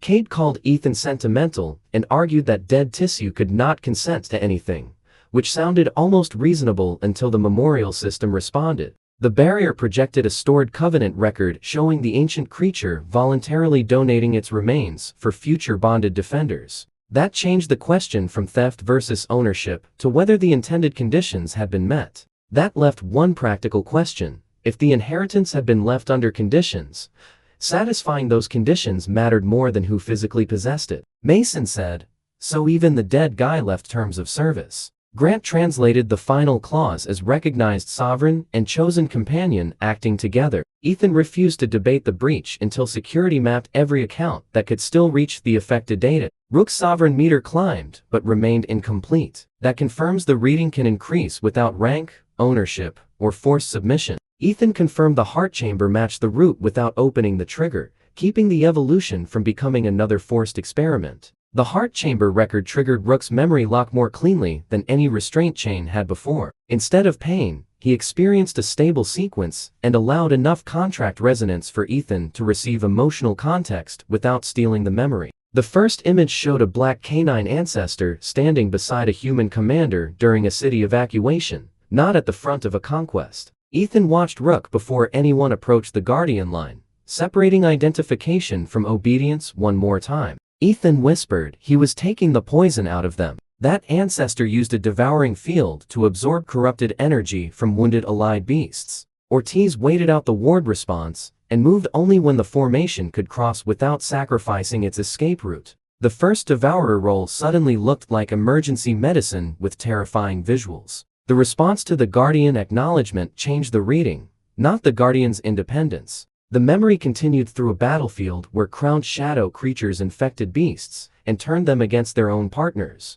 The black ancestor used bloodline pressure to interrupt the infection long enough for voluntary bonds to reassert themselves. Human fighters never controlled the Devourer through chains. They created safe openings and trusted it to choose targets. Ethan ignored the new reading for several seconds, giving Rook the first move before anyone interpreted the result. A new clue about the fortress appears through the chain response, giving Ethan evidence he can use without confusing acknowledgement with trust. The tactical pattern mirrored Ethan and Rook's best battles almost perfectly. The fragment closed on Rook's refusal, leaving Grant with data, but no way to reopen the memory himself. Then the memory introduced the hollow crown for the first time. Emotion lingered after the broken crown vision vanished, but the next fragment stayed sealed when Rook withdrew. The hollow crown was not one monster, but a network of corrupted authority that spread through forced submission. Its servants gained power by overriding beast choice, making every controlled creature part of the same expanding command structure. The first covenant formed because ordinary contracts could not resist that scale of coercion alone. Grant isolated the one behavior Cade had repeated, giving Ortiz something concrete to defend against. Ethan said, "So they were built to eat the hack without becoming the hacker." The Devourer lineage became a counterweight capable of consuming corruption without inheriting its command pattern. Voss found the part of the menagerie breach, because half-answers were exactly what Cade weaponized best. Cade would attack first, and Ortiz hardened that point before the next move. The memory confirmed the role, but still hid the species name. The team took the long way after Cade's latest move, denying Cade the pattern he was most likely expecting. A second human appeared beside the ancestor, wearing the same sovereign mark Ethan had seen on the fortress seals. The mark activated only after several independent guardians voluntarily acknowledged the same human, proving the authority had to be granted from multiple directions. Neither a crown, bloodline privilege, nor an official title could create that recognition without the guardians choosing to give it. Grant recorded the same boundary again. The system reacted to willing participation, not domination. The meter response around the latest sovereign reading supports the same rule, again, linking authority to consent rather than bloodline privilege. Sovereign status emerged because others chose to trust that person's decisions under repeated risk. The current fortress clue comes through the old system response, giving Ethan evidence he can use without deciding the fortress is suddenly an ally. The sovereign residue requirement finally had a historical mechanism that confirms the reading responds to recognition rather than rank or ownership. Grant kept the sovereign reading separate from command authority and refused to let the team merge the two concepts. The memory showed the sovereign and devourer fighting as peers, each able to refuse the other's tactical call. On one battlefield, the human ordered retreat, the devourer stayed to rescue trapped guardians, and the human adjusted instead of forcing compliance. That moment generated the same paired covenant symbol seen throughout the fortress. Grant placed the paired covenant marks beside the earlier covenant records. Grant marked ownership as a trigger for resistance, not an extension of covenant authority. Grant said, "Same order around the paired covenant marks. Choice first, recognition second." That pattern matters more than the title. Ethan felt the message without needing translation. Authority survived disagreement. Grant compared the current response with the old restraint data and isolated the exact stage where coercion changed the fortress behavior. Rook looked at him and ended the memory on his own terms. Ethan treated the protected fragment as Rook's experience before treating it as evidence, so the investigation moved forward without turning memory into extraction. Ancient genetic memory fragment I unlocked permanently after the sequence, but only as a replay Rook could initiate. Ethan could not browse it like a database, which protected the memory from becoming another tool he controlled. Grant considered that design evidence the ancient system respected identity boundaries even inside bonded pairs. Ethan would not repeat the procedure while Cade's latest move could still be under observation from Menagerie. The chamber recognized the heart chamber before Rook made any decision, which kept the material problem from swallowing the bond problem. Voss looked irritated by a mechanism he could not force open with enough hardware. Rook remained beside the heart chamber without taking the next step, showing that biological compatibility was only one layer of the root. The image stopped where Rook wanted it to stop, leaving the next fragment sealed for another day. The first thing Ethan wanted from Cade's latest move was an access audit, not an explanation of what it might mean. Cade rejected the entire interpretation and called the memory a bloodline hallucination optimized to manipulate compatible hosts. That skeptical argument was possible enough that Grant refused to dismiss it without external evidence. They compared the memory's battlefield architecture with ruins documented on another continent. Ortiz converted the new evidence into a root change or stop condition, because the next action mattered more than another summary of the same mystery. Grant said, that does not prove every meaning, but it proves the memory contains real historical data. Several structural details matched sites Rook had never seen and records Ethan had never accessed. Ethan made security close every open credential around Cade's latest move before Grant reopened the technical debate. Cade answered by ordering the heart extracted anyway. Grant secures the result before Menagerie can turn the evidence into another live beast trial. Ethan confirmed the heart chamber matched the root without opening the trigger, and willing to let urgency decide for Rook. The chamber rejected Cade's extraction rig with a pressure burst that nearly killed 2 Menagerie operators. Ethan and Mason pulled the injured criminals behind cover, even though those same people had tried to capture Rook minutes earlier. The rescue mattered because the Covenant logic kept testing choices where hatred would have been easy. Ortiz changed the field route after the Menagerie breach and kept the original path active only as a decoy. Mason said, "We are saving the guys who brought Wolf handcuffs." Wild. Rook protected the injured until Ortiz's medics could reach them.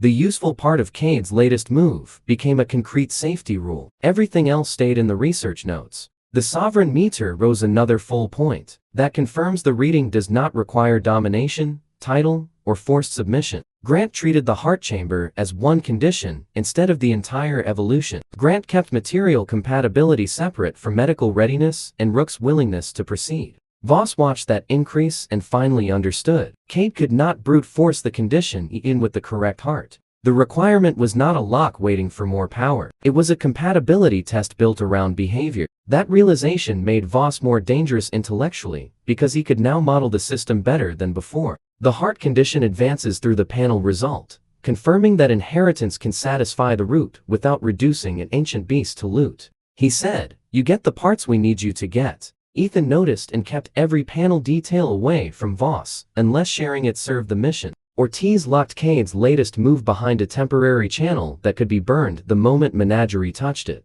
The latest sovereign reading gives the team a cleaner sovereign data point. The number moves through recognition, not through rank, ownership, or forced submission. Ethan closed the interface after checking the heart chamber, keeping the evolution from becoming another forced experiment. Grant asked the hardest question next. If the sovereign condition required widespread recognition, could Ethan satisfy it without realizing? The Fortress Guardians already followed Rook voluntarily, but most of them treated Ethan as part of the pair rather than a separate leader. The memory suggested sovereign status emerged when independent choices converged under shared crisis. The team learned how the sovereign reading behaved long before it learned who had created the rules behind it. Grant cut away the noise around the Menagerie breach until only one defensible result remained. Ethan disliked the idea of engineering a crisis to trigger it, making the condition impossible to chase ethically. Another fortress response matched Grant's earlier measurements, but nothing in the signal identified who had written the recognition rules. The answer made the next event far more important when it happened naturally. Ethan closed the interface after checking the heart chamber, and willing to let urgency decide for Rook. A deep tremor cracked the heart chamber floor and revealed Menagerie's second team, forcing the central restraint network from below. Cade had used the argument as cover while another unit moved toward the imprisoned ancient. Ortiz ordered immediate pursuit, but the heart chamber guardians blocked the door until Rook chose whether to leave the preserved heart behind. Compatibility turned green on the panel, yet no evolution began because material approval was only one gate. The ancient heart evidence gives the ancient heart root a viable source while preserving the ethical boundary Ethan set long before the fortress mission. Rook looked once at the heart, then turned toward the endangered living prisoner without hesitation. Ethan said, "The ancient heart requirement can be valid and still wait." Rook decides whether the root becomes his. The chamber recognized the ancient heart requirement before Rook made any decision, which kept the material problem from swallowing the bond problem. Ethan reads the sealed site reaction as a fortress response, not an invitation to enter the next sealed section without a controlled test. The hidden panel marked the compatible ancient heart as available through Covenant claim, but left the claim unaccepted. Ethan deliberately closed the interface rather than securing the evolution resource while someone living was in danger. That decision mirrored Rook's choice so perfectly that the sovereign meter climbed again without either of them watching. The latest ancient heart evidence turns the heart requirement into a real decision instead of a distant stat line, and Rook's willingness remains part of that decision. Ethan confirmed the ancient heart requirement matched the root without opening the trigger, keeping the evolution from becoming another forced experiment. Grant noticed the value only after the team was already moving. The chamber recognized the heart chamber before Rook made any decision, which kept the material problem from swallowing. The bond problem, on the approach to the heart chamber. Medical sensors stayed on Rook while the heart chamber remained untouched. The system recognized the offered inheritance and still waited for his decision. The heart requirement stays tied to choice after the ancient heart evidence, which rules out every shortcut based on killing or forcing a living ancient. The root beneath the heart chamber dropped into the oldest fortress architecture, where every wall carried damage from a war no textbook mentioned. The Guardian escort thinned because even they treated the lower levels like territory requiring special permission. Rook led only after the oldest Guardian touched his shoulder and stepped aside voluntarily. Grant placed the sovereign reading beside the earlier Covenant records. The system tolerated acknowledgement and reacted sharply when that acknowledgement was turned into possession. Ethan held Rook back until Ortiz closed the vulnerability exposed by the menagerie breach. The sovereign meter reached 8% at the boundary. That confirms the reading tracks acknowledgement instead of conventional authority. The heart chamber registered the gift, but the trigger stayed inactive until Rook chose whether to accept it. Ethan ignored him and checked the extraction markers again. Grant secures the result before menagerie can abuse the same result before the team understands it. Grant treated the menagerie breach as both evidence and a new attack surface. Compartmentalization kept a second breach from cascading across the investigation. They found menagerie technicians wiring the prison chains into a portable converter that turned suppression pressure into biological stress pulses. Voss identified his own early research inside the design, modified beyond every safety limit he once pretended to care about. He disabled one channel remotely while Ortiz's team secured the room without shooting through the chained beasts nearby. Voss said, "Leadership will weaponize the menagerie breach before the subject is stable. They have done worse with less." Ethan treated the menagerie breach as a reason to stop, not a reason to rush before the enemy learned more. Rook absorbed a stray corruption pulse before it reached a wounded Guardian, proving the memory's ancient function in real time. The team changed routes after reviewing the menagerie breach. Grant preserved the evidence while Ortiz removed the shortcut an attacker could copy. The image stopped where Rook wanted it to stop, leaving the next fragment sealed for another day. Grant ignored the flashy hit and checked whether the target's behavior had actually changed. That distinction mattered because Rook could devour harmful energy without assimilating everything he touched. Trait assimilation stayed selective, confirming Ethan's deliberate training had strengthened control instead of creating a chaotic ability pile. Rook released the cleaned energy as harmless shadow sparks rather than storing it for power. Grant stopped the control drill before fatigue changed the data. One reproducible reading was more useful than 10 noisy ones, so the test ended. The useful metric was the consequence of the strike, not the footage it produced. The Guardians reacted with visible relief and closed ranks around him. Grant said, "We have the clean result from the evaluation course. Stop before fatigue turns useful data into noise." Sovereign residue increased through shared recognition rather than combat victory. The failed section of the evaluation exposed a timing weakness, so Grant scored Rook on recovery and restraint instead of raw impact. A menagerie handler surrendered and offered Cade's position in exchange for medical evacuation. Ortiz accepted the surrender under normal law instead of bargaining with the prisoner's life,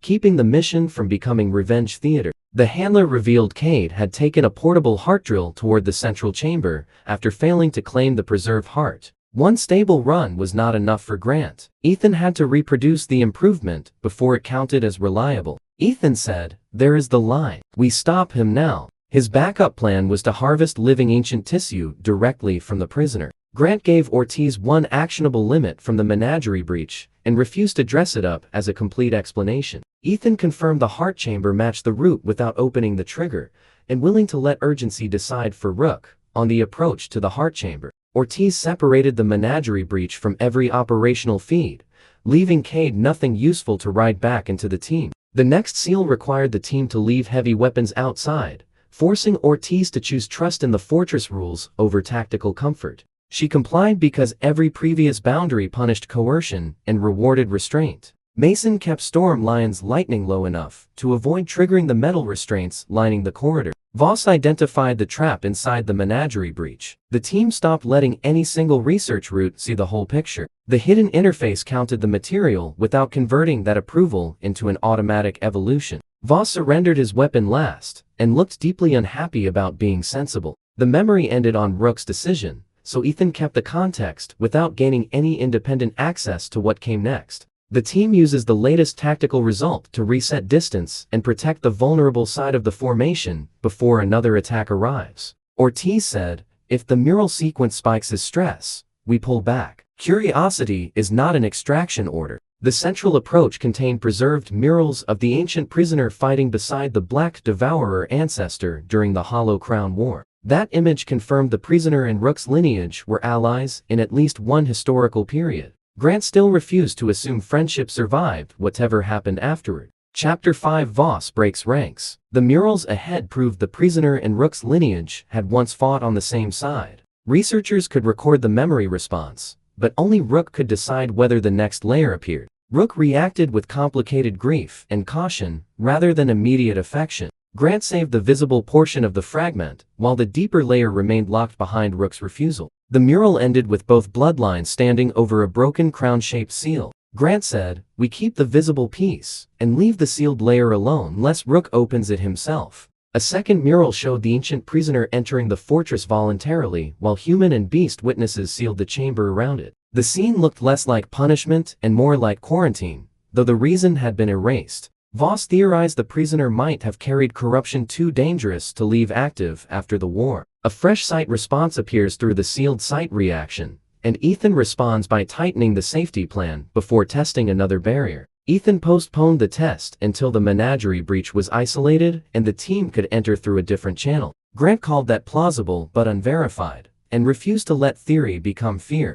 Medical sensors stayed on Rook while the heart requirement remained untouched, and nobody treated his hesitation as a failed test. The offered inheritance narrows the ancient heart problem from impossible power to compatible inheritance, giving the team a path that does not require a hunt. Voss said, "The ancient heart requirement is real. The dangerous mistake would be assuming that makes the timing correct." The final approach split into two doors, one marked Living Guardian and one marked Preserved Inheritance. The heart requirement reacted to the second door, while Rook's resonance pulled strongly toward the first. Ethan chose the Living Guardian route without opening the inheritance chamber again. Ethan closed the interface after checking the ancient heart requirement. The heart could be perfect, and the timing could still be wrong, so Ethan refused to collapse three conditions into one. The heart condition advances through the offered inheritance, confirming that inheritance can satisfy the root without reducing an ancient beast to loot. That choice pushed the sovereign meter to 9%,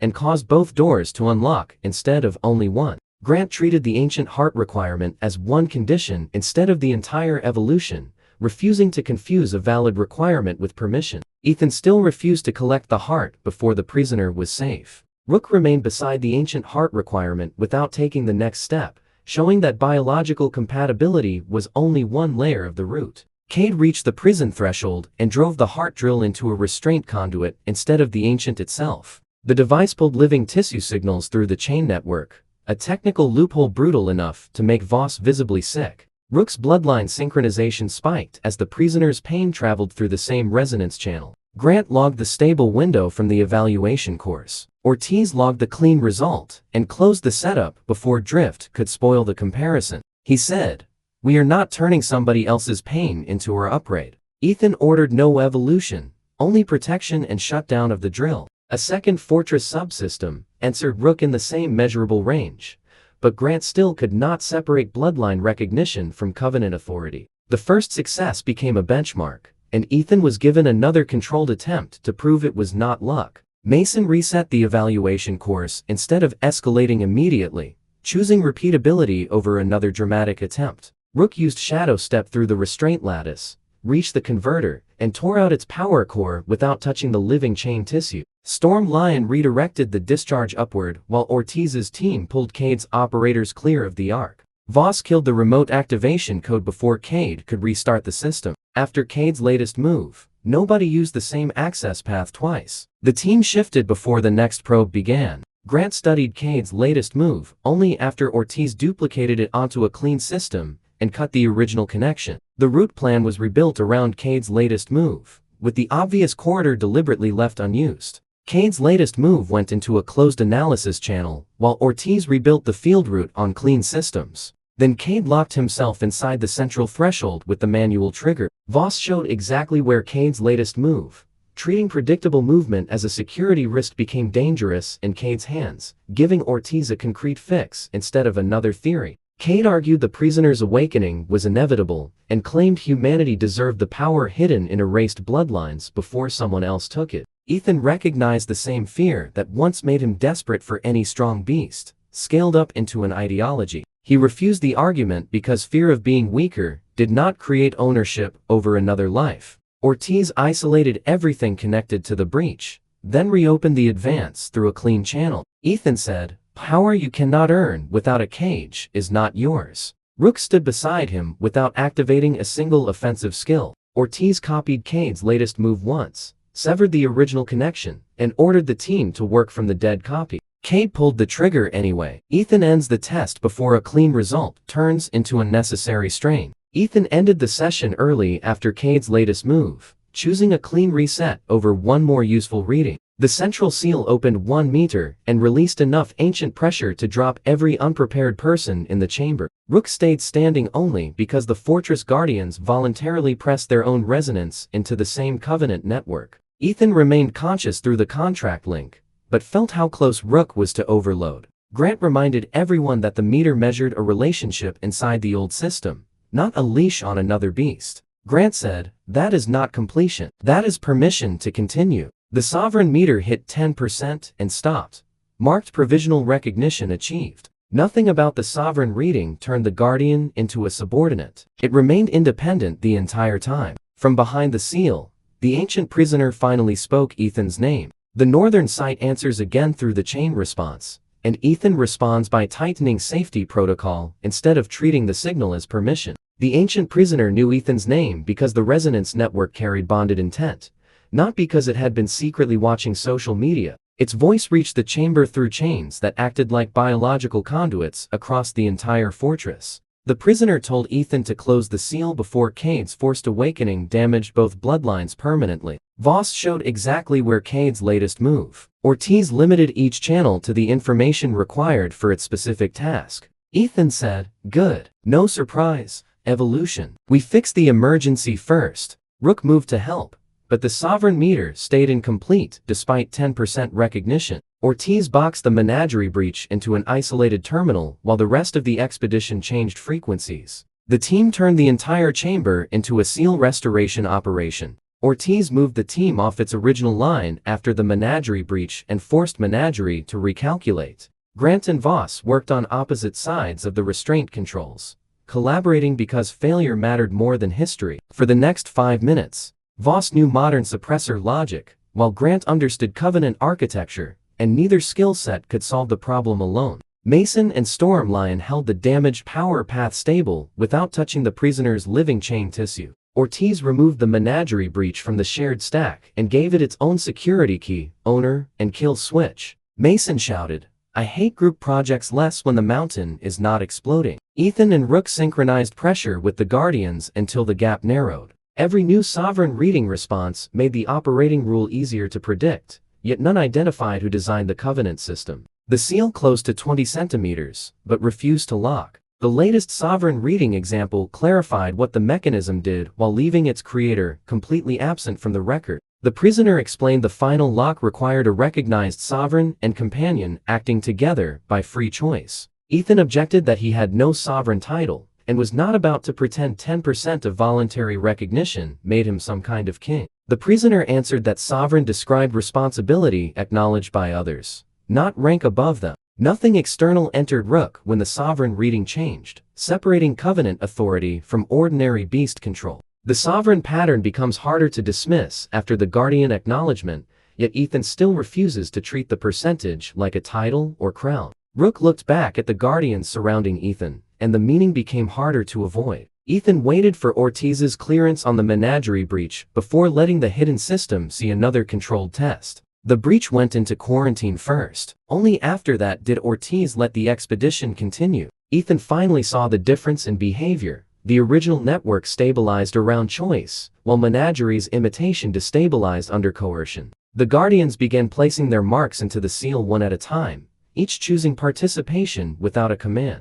Ortiz added the human security token only after confirming her team agreed to remain through the lock sequence. Mason and Stormlion joined last, turning the seal into a network of independent consent rather than one central order. Whatever the old covenant measured, it refused to count control as legitimate advancement. The data reinforced one hard limit: Rook's refusal could end the process at any stage. The sovereign meter climbed rapidly, but stopped short of completion again. Rook gained recognized authority on the panel, while the Guardian's autonomy remained untouched. Ethan turned away from the panel and waited. That confirms the reading moves without anyone claiming ownership over the bond. The Guardian lowered its head once, and then resumed acting on its own, making the limit of the covenant effect obvious. Rook did not respond immediately, because the choice carried more weight than any normal combat command. He walked around Ethan once, checked the sealed heart root, looked toward the prisoner, and finally returned on his own. Rook touched his forehead to Ethan's chest. Exactly like the first contract, memory echoed through their bond. Another answer from the northern site arrives through the mountain response, and Ethan responds by tightening field procedure instead of rushing toward the source. Grant rejected any interpretation that turned sovereign status into automatic control over independent guardians. The sovereign meter completed without fanfare, displaying recognized authority through voluntary trust. The team treated the menagerie breach as proof the old route was burned and advanced from a new angle. The central seal locked with a sound like the mountain exhaling. The first question Ethan asked about the breach was not what it meant, but who could still access the same path. Only after the emergency ended did the evolution panel reopen and mark sovereign residue complete. Heart of an ancient beast remained incomplete because they had not claimed the preserved heart, proving the requirements were independent. Ethan felt relieved rather than frustrated, because one condition had been earned without anyone dying. The team paused at the ward line until both sensors and Rook stopped showing signs of escalation. The route map treated every cooperative seal as temporary and preserved a fallback path that did not depend on recognition lasting. Rook immediately laid down from exhaustion, which killed any dramatic mood in the best possible way. The heart requirement stays tied to choice after the latest ancient heart evidence, which rules out every shortcut based on killing or forcing a living ancient. The prisoner asked to speak with them once Rook recovered. Grant paused the process when Rook hesitated, because readiness could not be inferred from a compatible material alone. Cade tried to escape during the recovery window and made it 20 meters before Fortress Guardians surrounded him from every exit. He ordered the remaining menagerie beasts to attack, but several refused after their control signals collapsed with the amplifier network. Ortiz arrested Cade under national authority instead of letting the Guardians decide what punishment looked like. The current fortress clue comes through the antlered Guardian reaction, giving Ethan evidence he can use without deciding the fortress is suddenly an ally. Ortiz said, "Director Cade, congratulations. You found the one exit with paperwork." Ethan preferred law over revenge because the mission already had enough ancient judgment in it. The sealed site response followed Rook again, giving Grant a reproducible signal while leaving the purpose of that signal unresolved. Cade's defeat did not end Menagerie, but it removed the faction's loudest accelerator.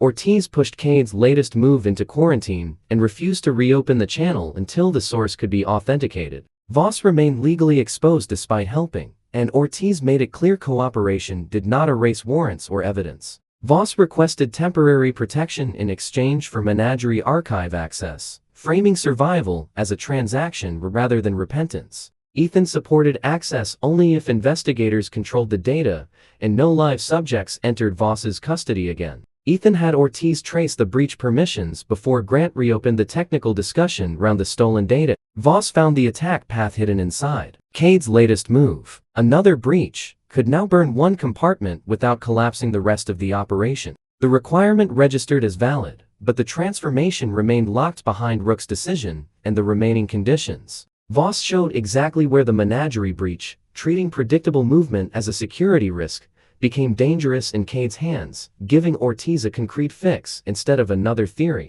Ethan said, "The preserved ancient heart can be valid and still wait. Rook decides whether the root becomes his." Grant separated the compatibility of the preserved ancient heart from Rook's readiness, and willing to let urgency decide for Rook. The preserved heart chamber reopened only after the central seal stabilized, and every Guardian returned to normal pressure. This time, the stasis field recognized Ethan and Rook together, but still did not transfer the heart automatically. A stored covenant record asked whether the companion accepted the inheritance for defense rather than conquest. Sensors confirmed the inheritance was valid, while the system left the final acceptance entirely with Rook. The offered inheritance turns the heart requirement into a real decision instead of a distant stat line, and Rook's willingness remains part of that decision. Rook approached, sniffed the crystal, and stepped away without accepting. Valor said, "The ancient heart requirement is inheritance, not harvest. What is offered can still be refused." The evolution panel kept the heart requirement incomplete and respected the refusal. Ethan closed the interface after checking the ancient heart requirement, keeping the evolution from becoming another forced experiment. Ethan did not try again, even though months of clues had pointed directly toward this exact material. He understood now that satisfying a requirement was not the same thing as wanting the evolution. Today, Rook had just survived resonance overload, and more power would be irresponsible until his current form stabilized. Ethan accepts the information from the latest restoration reading without chasing a faster percentage, because every increase has carried new attention and new risks. Voss agreed. The restoration panel showed reconstruction without proving the final species, keeping the one question everyone wanted answered exactly where it was. The team chose rest, medical checks, and evidence recovery over a flashy transformation. The team adds the latest restoration reading to the restoration timeline, tracking change without treating the next lock stage like a deadline. Mason said, "So the restraint network likes him. Cool. I still vote we do not high-five the murder mountain." The latest restoration reading strengthens the restoration evidence while preserving the biggest uncertainty.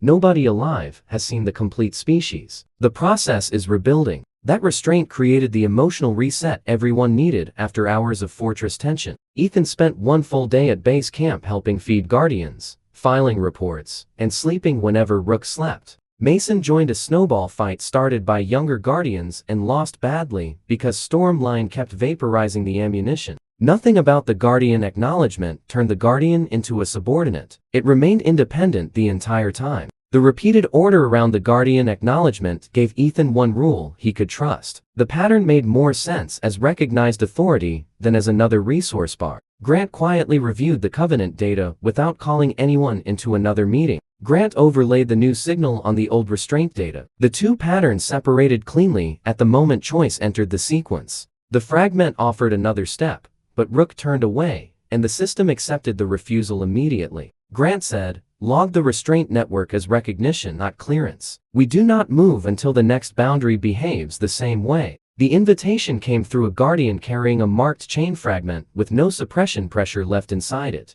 Grant verified the fragment is safe, and the team entered the threshold unarmed, except for emergency tools. The prisoner promised no evolution demand, no forced memory, and no claim over Rook's choices. The repeated order around the Covenant response gave Ethan one rule he could trust. Ethan noticed the meter tracked who accepted whom, not how much power changed hands. Grant could predict the sovereign reading response more accurately now, but the origin of the system remained blank. Ethan accepted because the conditions matched every lesson the fortress had already taught them. The sovereign reading advanced, but Rook received no obedience with it, only acknowledgement inside the old system. The central chamber opened enough for them to finally see the ancient prisoner clearly. The panel credited Rook with more authority while leaving every nearby guardian fully capable of refusing him. The prisoner was colossal, old, and clearly not the same species as Rook, ending one easy theory before anyone could fall in love with it. Its body carried layered restraint scars and natural armor unlike any canine anatomy in Rook's restoration line. The creature introduced itself as Valor,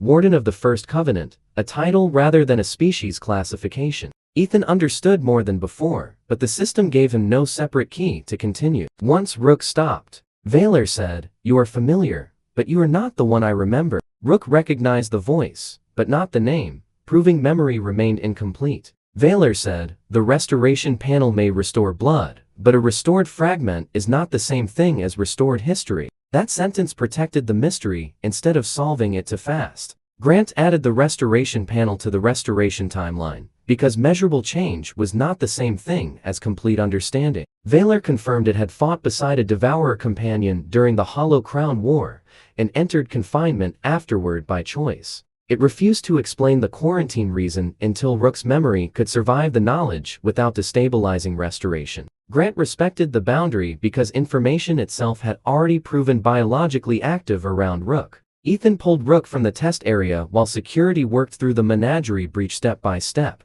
Valor said, "Wise. Curiosity has killed stronger bloodlines than yours." Ethan asked only questions about immediate safety and menagerie's remaining threat. Valor said, "Those who seek control will look at the menagerie breach and call restraint a wasted opportunity." The chamber recorded every answer without exposing forbidden names. That confirms the reading can change through consent rather than impose status. The report on Cade's latest move was divided into what the censors proved and what the team merely suspected. Valor recognized sovereign residue around Ethan as young, incomplete, and genuine enough to satisfy old covenant mechanisms. It explained that sovereign authority could not be self-declared because recognition had to come from independent wills. The Fortress Guardians had acknowledged Ethan through repeated choices, while Rook's final acceptance completed the circuit. Rook's choice makes the partnership mechanically relevant again, because the system responds to a choice. Both sides can still withdraw.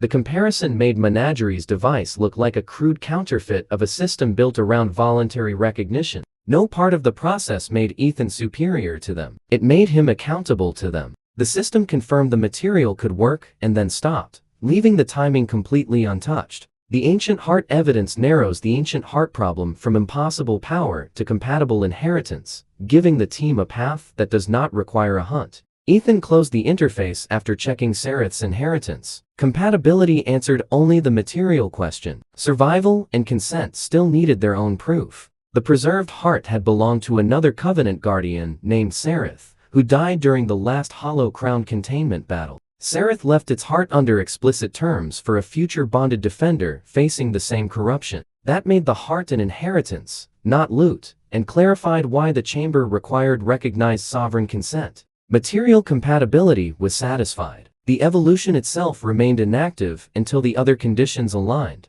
Grant said, "That is the cleanest answer we could have hoped for." Rook still had the right to refuse, even if every legal and ancient condition was satisfied. The site produced the same measurable pattern a third time, enough for Grant to reproduce the effect without explaining its origin. The evolution panel updated.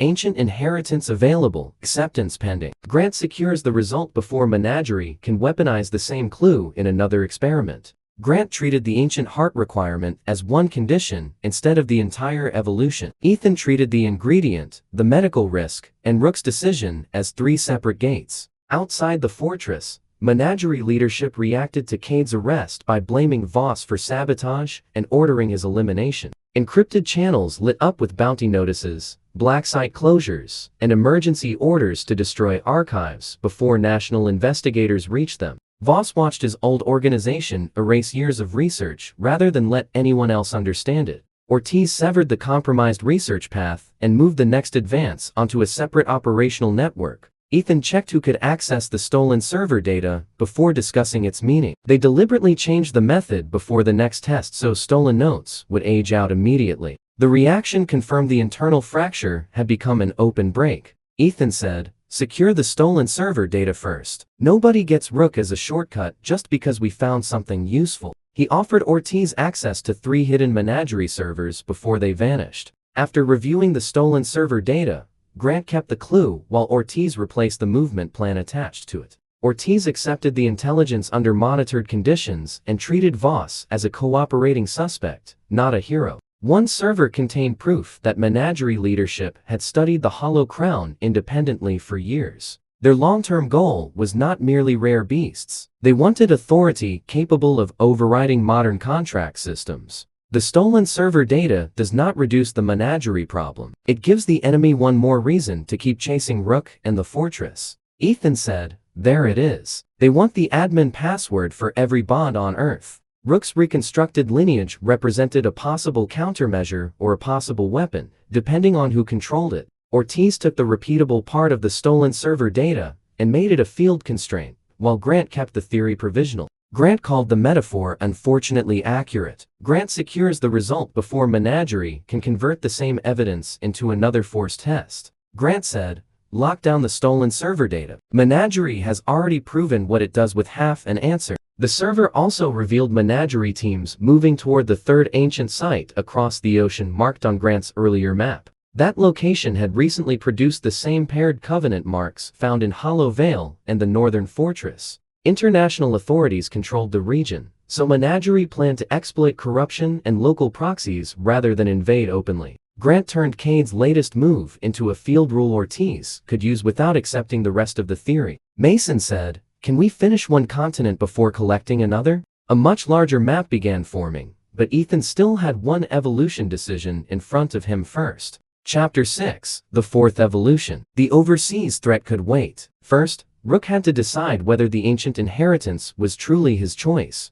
Rook stayed beside the inheritance chamber without advancing, and nobody touched the controls until he chose whether the process continued. Rook remained beside the ancient heart requirement without taking the next step, which kept the material problem from swallowing the bond problem. Valor warned that restoring Rook too quickly could awaken memories before his present identity was strong enough to separate past instinct from current choice. The danger was not possession. It was confusion between inherited reflex and lived experience. Ethan understood why original species restoration had felt more alarming than exciting from the moment it first appeared. Grant added the restoration panel to the restoration timeline, while the ancient categories remained sealed behind incomplete restoration. Valor said, memory should advise the living, not replace them. Rook's strongest protection was not lower power, but a stable sense of self reinforced through their bond. The team reduced the latest result to one change they could actually use, so uncertainty stayed useful instead of becoming filler. Ethan wrote that sentence down immediately. Ethan ends the test before a clean result turns into unnecessary strain. Ethan used the latest result as a tool instead of a revelation, and the group returned to the problem directly in front of them. Grant designed a readiness test around identity, emotional recovery, and control rather than combat output. Rook passed skill stability easily, but failed the first memory stress trial when an ancient symbol triggered an aggressive reflex. No one treated the failure as shameful. They ended the session, let him rest, and tried again 2 days later. The memory symbol clarifies part of the past, while leaving the species name sealed, which keeps the memory useful without turning it into forced exposition. Ethan closed the interface after checking the ancient heart requirement, keeping the evolution from becoming another forced experiment during the restoration buildup. On the second attempt, Rook recognized the reflex, paused, and chose not to follow it. The panel acknowledged the offered heart without beginning the evolution, separating recognition from consent. Valor agreed that the companion was ready to consider the inheritance. Grant separated the compatibility of the heart chamber from Rook's readiness. The system could approve the material without approving the moment. The decision still belonged to Rook, so Ethan took him back to the heart chamber without opening the evolution panel. They sat beside the stasis crystal for nearly an hour while nothing dramatic happened. Rook sniffed the chamber, watched the guardian marks, and eventually laid down instead of approaching the heart. Ethan reads the ancient heart evidence as progress toward the ancient heart condition, without changing the rule that no living beast becomes material against its will. Mason later called it the least exciting legendary loot scene in recorded history. Ethan said, "We use the new evidence where it helps, and leave the rest alone, while the evidence catches up." The ancient heart condition looks less impossible after the latest ancient heart evidence, but Ethan still refuses to separate the material from the choice behind how it is given. The next morning Rook asks to return on his own. The team treats the offered inheritance as a compatibility clue,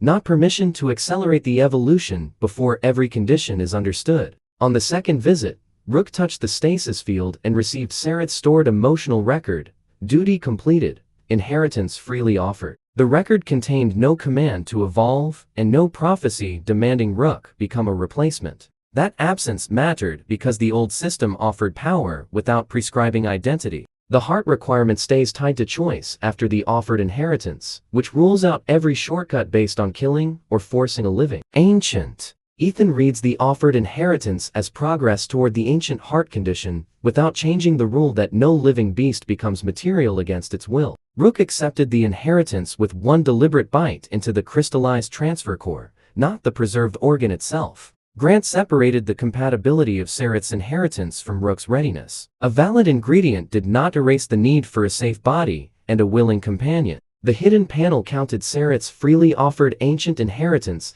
as satisfying the heart of an ancient beast requirement, but the evolution still refused to start. The ancient heart evidence turns the heart requirement into a real decision instead of a distant stat line, and Rook's willingness remains part of that decision. Evolution still did not begin because the panel required Rook's current state to stabilize after accepting both conditions. That delay kept every earned moment from turning into instant fireworks. Rook slept for 12 hours while Grant monitored his vitals, and Ethan refused to stare at the panel every 30 seconds. Whatever the Covenant response had activated, it did not erase the Guardian's autonomy. Recognition changed the system. Response, not the Guardian's freedom to disagree or walk away. Mason failed at the same restraint and checked twice before getting caught. The latest restoration reading gives the restoration process another measurable marker while leaving the true species name deliberately out of reach. At sunrise, the final locked line opened. Voluntary reaffirmation required. The restoration pattern around the latest restoration reading is clear enough to monitor, but still too incomplete for anyone to predict what a full recovery would become. Voluntary reaffirmation sounded simple until Grant explained the system likely wanted Rook to choose the bond again after gaining enough power to walk away safely. The first contract occurred when Rook was injured and dependent, which made the new test ethically important. Now, Rook was elite, famous, physically dominant, and surrounded by Guardians who would accept him without Ethan. Grant mapped the Guardian line against the route they had already crossed, giving Grant a clean comparison without forcing a second reaction. Ethan said, "Then we make sure he has a real option. If he stayed, the choice would mean something different than it did as a starving pup." Another Guardian acknowledgement case tightened the rule without producing a single reliable name from the civilization that built it. Valor opened the fortress territory to Rook without requiring Ethan to accompany him. Valor said, "Sovereignty shown by the Guardian. Acknowledgement without consent would be domination wearing an older name." Rook spent the next day away from Ethan for the first time since their bond formed, moving through Guardian territory without supervision. Ethan hated the empty space more than he expected, but refused to use the contract link to track every movement. He trained with Mason, helped Grant review data, and tried not to stare at the door every 5 minutes. Nothing external entered Rook when the Covenant response changed. Ethan noticed. The meter tracked who accepted whom not. How much power changed hands. Mason said, "You look like a parent on the first day of school." Mason noticed and wisely limited the teasing to 3 comments. Grant captured another clean response from the old network, yet the data still contained no signature pointing to its creator. Ethan answered, "Say that again and Stormline gets your snacks." The system counted the inheritance as available and stopped there, refusing to move until Rook accepted it himself. Rook visited the nursery, the memorial hall, the heart chamber, and finally Valor without Ethan present. Valor offered no recruitment pitch, only the truth that Rook could remain in the fortress if he wanted bloodline guidance without human institutions. The option made the choice real enough to matter, because staying would not mean abandonment or punishment. Nobody crossed the next threshold until Grant confirmed the dangerous response had settled instead of merely gone quiet.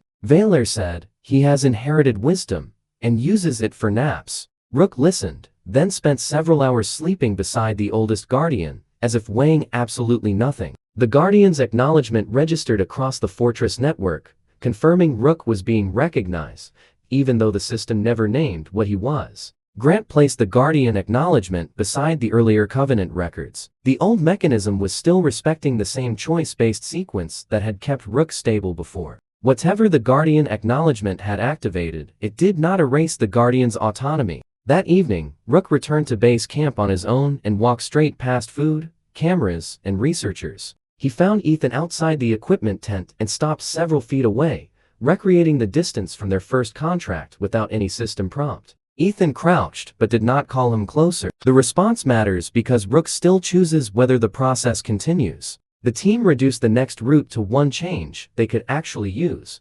applying it only where the evidence actually held. Grant turned the next route into one testable claim, leaving the larger theory alone, till another clue supported it. Rook crossed the gap voluntarily and pressed his forehead into Ethan's hand. The shortcut was obvious, but Ethan refused to treat availability as permission when the entire route depended on Rook choosing it freely. The hidden panel marked voluntary reaffirmation complete, confirming that Rook had accepted the route again after hearing the risks. That confirmation opened the root without starting it, proving the system still required a separate conscious decision before transformation could begin. The evolution root opened fully, but still did not activate automatically, leaving one final conscious confirmation from both partners. Grant reviewed medical risks, Valor explained historical risks, and Ortiz confirmed evacuation capability before Ethan made any decision. Rook listened through the entire briefing without trying to eat the display tablet, which everyone took as unusually serious behavior. The room went quiet when the memory overload warning appeared,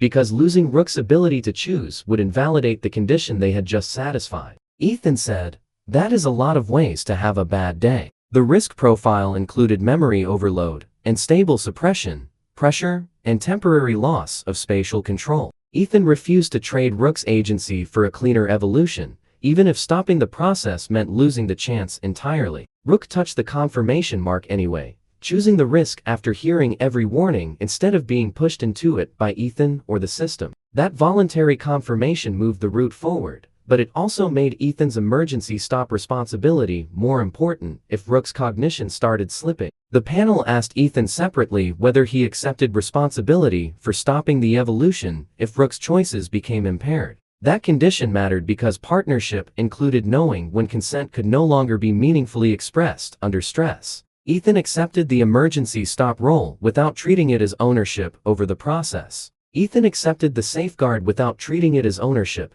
keeping the difference between protection and control explicit before the evolution began. Mason muttered, "This power-up has more paperwork than finals," and even Grant almost smiled before returning to the risk checklist. Valor approved the safeguard because ancient covenants also distinguished protection from control. Valor called the safeguards necessary, while Mason called the whole setup cursed enough to deserve them. Mason added, "As it should be," then stepped back as the chamber finished isolating the transformation zone. No one treated the open route as a victory yet, because the species name, memory risk, and final transformation outcome were still unknown. Before transformation, Valor warned that Rook's true species name would remain hidden even if restoration advanced significantly. The name itself carried historical and biological resonance strong enough to trigger memory pathways the system still considered unsafe. Ethan accepted that leaving the name hidden was healthier than forcing a label just to satisfy curiosity. Ethan kept the hidden species name sealed, deciding that preserving Rook's stability mattered more than satisfying curiosity before the chamber activated. Ethan said, "Species unknown, personality aggressively known." Rook answered with the same unimpressed stare he had used since his weakest days. Rook cared even less about the missing name than he cared about most human categories. That familiar reaction reassured Ethan more than any scanner result, because Rook was entering another transformation without losing the personality behind the bond. The evolution chamber inside the fortress began preparing around them. The chamber finished its checks just as the hidden interface confirmed every requirement, leaving only the actual evolution ahead. The chamber was ancient but not mystical theater. It monitored pressure, cognition, bond stability, and environmental distortion in real time. Grant linked modern sensors without overriding the fortress systems, creating the safest hybrid setup they could manage. Mason and Stormlion took external defense, while Ortiz secured every route against menagerie interference. Voss turned the menagerie breach, which kept the clue useful without making the operation easier to attack, around in his head until Cade's best angle became obvious. Ortiz closed it. The menagerie movement gives the team progress, but it also shows exactly why menagerie cannot control a system built around voluntary recognition. Voss watched remotely under supervision and was denied all control access. Ethan left the trigger closed and let Rook's hesitation set the pace for the next step. Grant treated the menagerie breach as both evidence and a new attack surface. Ortiz closed that opening before the team advanced. Grant treated Sareth's inheritance as one condition instead of the entire evolution. Grant refused to let one green checkmark stand in for readiness on every other condition. Rook entered the chamber alone, while Ethan remained outside the inner line, close enough for bond contact, but far enough to preserve independent choice. The preserved ancient inheritance dissolved into dark gold particles and flowed toward Rook without damaging Sareth's memorial remains. Sovereign residue formed as a second field around the bond, rather than entering from an external object. The preserved inheritance and sovereign residue now existed in the same chamber, turning months of separate clues into one complete evolution route. Grant said, "Now, we actually understand the route," as the panel confirmed both requirements were finally interacting instead of competing. The two requirements finally interacted, biological inheritance and recognized voluntary authority, stabilizing each other. That clarity exposed the last risk. The route was valid, but nobody knew how much of Rook's erased lineage the next stage would restore. Rook stepped into the chamber and accepted the fourth evolution route, while every monitor locked onto his heart rate, cognition, shadow output, and restoration markers. Black-violet pressure rolled outward as his old silhouette compressed instead of exploding, forcing the chamber to redirect excess energy into the floor seals. His shoulders broadened, his legs lengthened, and the shadow around his paws stopped trailing behind him and began moving in perfect sync. The restraint arrays absorbed each power spike before it could reach Ethan, proving the chamber was supporting the transformation instead of forcing it. Cyan markings surfaced across Rook's fur in rotating patterns, fading whenever his breathing destabilized and returning once he regained control. Ethan stayed outside the inner line and kept one hand open toward Rook, giving him a familiar target, while the new form continued taking shape. Rook's eyes stayed focused on Ethan through the worst pressure surge, and the cognition monitor never crossed the emergency threshold. Grant called the numbers stable, but nobody celebrated until Rook chose to stand, and the chamber stopped feeding energy into the transformation. The last unstable shadow layer collapsed inward, leaving one clean canine silhouette instead of the distorted mass menagerie had predicted from accelerated restoration. Mason stared through the observation glass and said, "Okay, that looks illegal. But at least it looks like him." Rook answered with the same irritated huff he used after ordinary training, and Ethan finally let himself believe the personality had survived intact. The stabilized fourth evolution form stood larger than before without becoming grotesque, built around control, pressure, and deliberate movement rather than spectacle alone. The official scanners still failed to identify the species, forcing Vanguard to keep the same anomaly classification even after the transformation stabilized. The hidden panel still withheld Rook's species name, but original species restoration jumped from just over 3% to 14% and entered restoration stage 2. Grant compared the before and after data twice, separating the 14% restoration reading from the sovereign meter, so nobody confused the two systems. Mason said, 14%, and the database is already rage-quitting. Amazing! Ancient genetic memory unlocked Fragment 2. But Rook kept the memory closed until the medical team finished confirming the new form was stable. Ethan did not ask him to open it. The first test had to prove the evolution gave Rook more control, not just more history. Ortiz moved a suppression target into the chamber and ordered every observer behind the secondary barrier before the new skill trial began. Rook approached at walking speed, keeping his aura compressed instead of flooding the room with the pressure that had terrified stronger beasts before. The target activated a hostile control field modeled on menagerie restraint technology, and Rook's shadows gathered along the field's outer edge without touching the operator. Ethan gave one short signal. Rook bit through the control pattern rather than the physical device, and the hostile field collapsed while the hardware remained intact. Covenant Severance left the target undamaged, but stripped away the forced authority controlling it, giving the fourth evolution an immediate practical payoff. Grant checked the target before and after activation, and confirmed the material remained intact, even though the hostile control layer was gone. That distinction mattered more than raw damage, because the Hollow Crown threat was built around stealing authority rather than winning ordinary fights. Rook repeated the technique once more at lower output and produced the same clean result,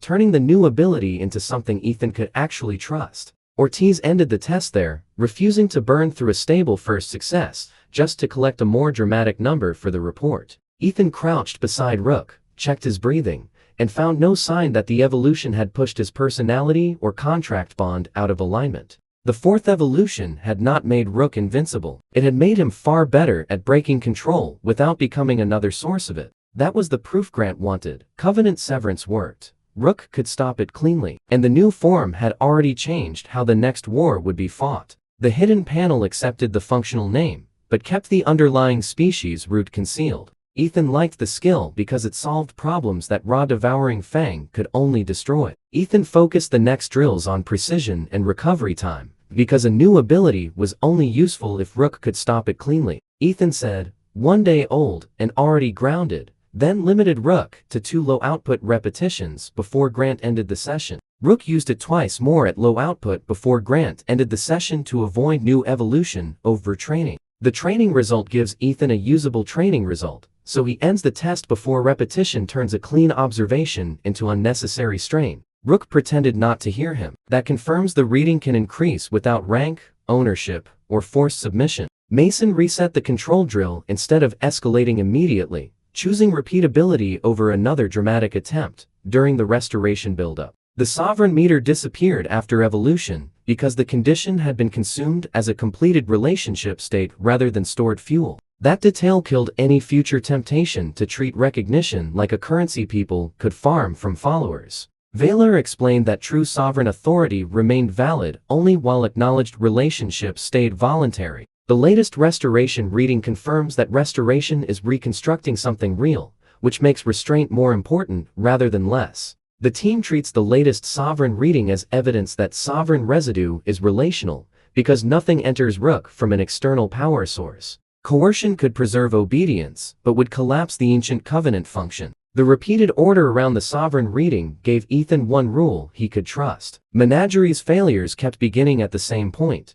The moment recognition became control. Grant logged the stable window from the evaluation course, then raised the next difficulty only after recovery stayed normal. Rook's restoration advances around the latest restoration reading, but the team treats the percentage as biological progress rather than permission to force the next stage. Ethan tested the principle by giving an unnecessary command during a low-risk drill and watching Rook deliberately ignore it. Nothing broke, no bond meter dropped, and nobody panicked because disagreement was part of the system rather than evidence of failure. Storm Lion watched the exchange and copied the refusal on Mason's next pointless command. Rook completed the next drill by breaking off the attack the instant Ethan called him back, which mattered more than extra damage. Grant judged the exercise by whether Rook could stop on command after committing to the strike, not by the size of the hit. Grant stopped the control drill before fatigue changed the data, turning a flashy ability into something the group could plan around. Mason reset the control drill instead of escalating immediately, choosing repeatability over another dramatic attempt, with Rook still under control. Ethan laughed harder than the joke deserved. That confirms the reading responds to recognition rather than rank or ownership. Ortiz cared about the opening the attack created, not how cinematic the impact looked. Valor clarified that First Covenant sovereigns were not monarchs. They were crisis leaders chosen by multiple independent bonded groups. Their authority grew from accountability, and councils could withdraw recognition if a sovereign began treating allies as property. That political structure explained why the Hollow Crown targeted consent itself, instead of simply attacking armies. Ethan measures the value of the latest attack against one question: what happens if Menagerie reaches the same conclusion first? Ethan said, so the ancient anti-villain tech was basically people being allowed to say no. A network built on chosen bonds could resist corruption in ways centralized control could not. The next advance came from a different direction because the Menagerie breach had made the first route too easy to predict.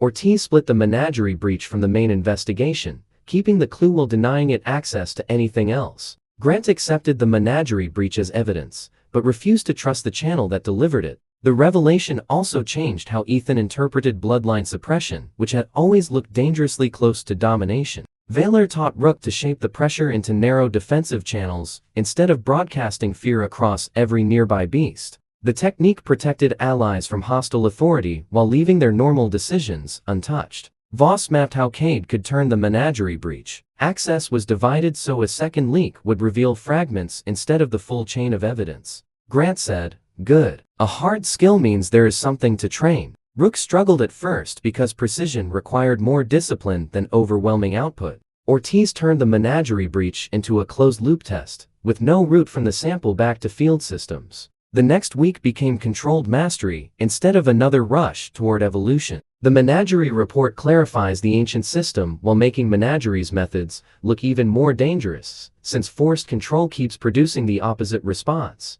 Mason and Stormlion became essential training partners because Stormlion could report pressure changes through the contract before visible symptoms appeared. Mason learned to describe the sensation precisely instead of turning every session into a competition score. The two pairs built a call and response drill where Rook shielded Stormlion from corrupted commands and Stormlion covered Ethan physically. Grant logged the stable window from the control drill, then raised the next difficulty only after recovery stayed normal. Rook repeated the key movement in the control drill without losing position. The stable reading became their baseline, and nobody chased extra data after the conditions changed. The teamwork looked less flashy than a duel, and far more useful for the coming conflict. Ethan treated control inside the control drill as real progression, then raised the next difficulty only after recovery stayed normal. The failed portion of the control drill exposed one specific weakness, which gave Ethan a cleaner target than another vague push for power. Grant treated the improvement as provisional until Ethan repeated it with new variables and the same restraint.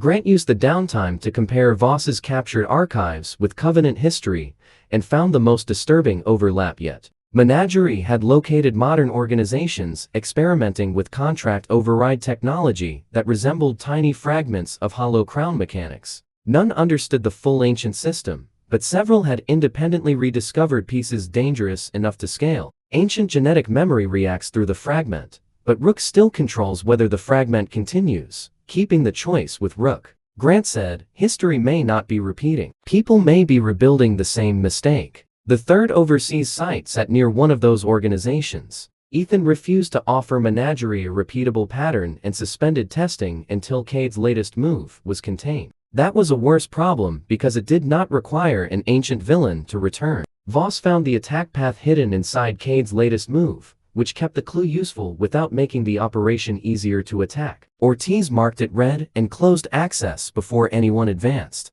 Voss provided a technical note showing Cade had purchased data from the overseas group months before the northern raid. The note describes something called crown node behavior inside corrupted contracts, using modern language for an ancient pattern. Voss had dismissed it as branding until the Fortress memories gave the term real historical weight. Ortiz transferred the Menagerie breach to an expendable node and warned everyone that the node would be destroyed after analysis. Grant saved the Menagerie breach, then handed the source path to security instead of reopening it for convenience. Ethan kept Voss's interpretation separate from verified evidence, but stopped treating the overseas link as optional. Ortiz fenced off the Menagerie breach from the expedition network, accepting slower answers in exchange for a smaller attack surface. The image stopped where Rook wanted it to stop, leaving the next fragment sealed for another day. The system ignored every external command after Rook disengaged, making ownership of the memory impossible to fake. Rook's ancient genetic memory fragment 2 opened voluntarily during a quiet training session rather than a crisis.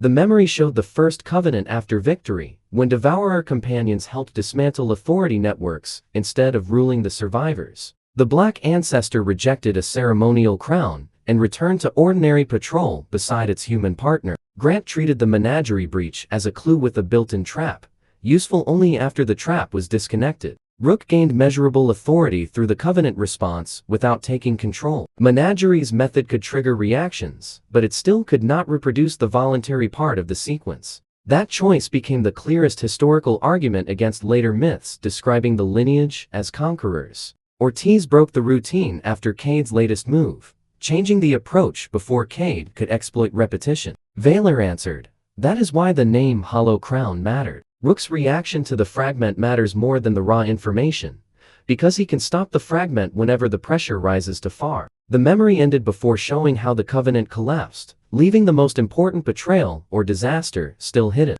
Rook closed the fragment before the stress markers rose, proving his new form gave better control over memory exposure. Ethan did not ask for one more second, even though the cliffhanger was painful. The fragment behind the fragment answers one historical question while preserving several others, exactly the kind of partial access Grant expected from a protected memory system. Grant said, log the fragment. No one touches the next layer after Rook disengages. That restraint reinforced the exact identity stability Valor had warned them to protect. The Guardian accepted Rook's presence without accepting orders, separating Covenant status from ordinary beast control. Ortiz held the formation at the restraint network until the sensors settled, leaving the team with a boundary instead of another guess. Grant separated evidence from interpretation around the Menagerie breach. The next move depended on the repeatable fact, not the story everyone wanted that fact to mean. National Command approved a limited public statement about the Fortress raid, but removed every ancient lineage detail for security. The public learned Ethan helped stop a criminal breach, while the Covenant story remained classified until researchers understood the risk. Ethan was fine with losing the dramatic headline because attention had already made Rook a target once. Grant placed the Covenant response beside the earlier Covenant records. The sequence still matched Rook's earlier safe evolutions: participation first, change second. Grant stopped anyone from translating the Guardian acknowledgement into obedience. Nothing in the result broke the voluntary pattern Ethan had protected since Rook's first evolution. Mason complained that his best lightning barrier did not make the edited footage. The site reacted to Rook under controlled observation, proving the response was real while its historical meaning remained buried. Nothing external entered Rook when the Guardian acknowledgement changed, separating Covenant authority from ordinary beast control. During the restoration buildup, whatever the old Covenant measured, it refused to count control as legitimate advancement. The team prepared to leave the fortress, and the oldest Guardians gathered without ceremony along the exit path. No one bowed to Ethan this time. They simply stood close enough to signal continued recognition without turning it into worship. Rook touched noses with the juvenile from the nursery and received no memory, only an ordinary goodbye. The restraint records finally gave Grant a baseline for the new reaction, showing that the network treated partnership as a separate state. Ethan lets the nursery memory remain incomplete, treating Rook's control over the memory as part of the evidence rather than an obstacle. Grant compared the nursery fragment with the surviving archive material, avoiding another replay just to satisfy curiosity. Ethan said, "If the nursery fragment starts hurting you, we're done. No answer is worth trapping you inside it." The Covenant response pattern was becoming mechanical rather than mysterious, even as its historical author stayed unknown. Grant kept the menagerie breach for the case file, while Ortiz classified its delivery route as hostile until proven otherwise.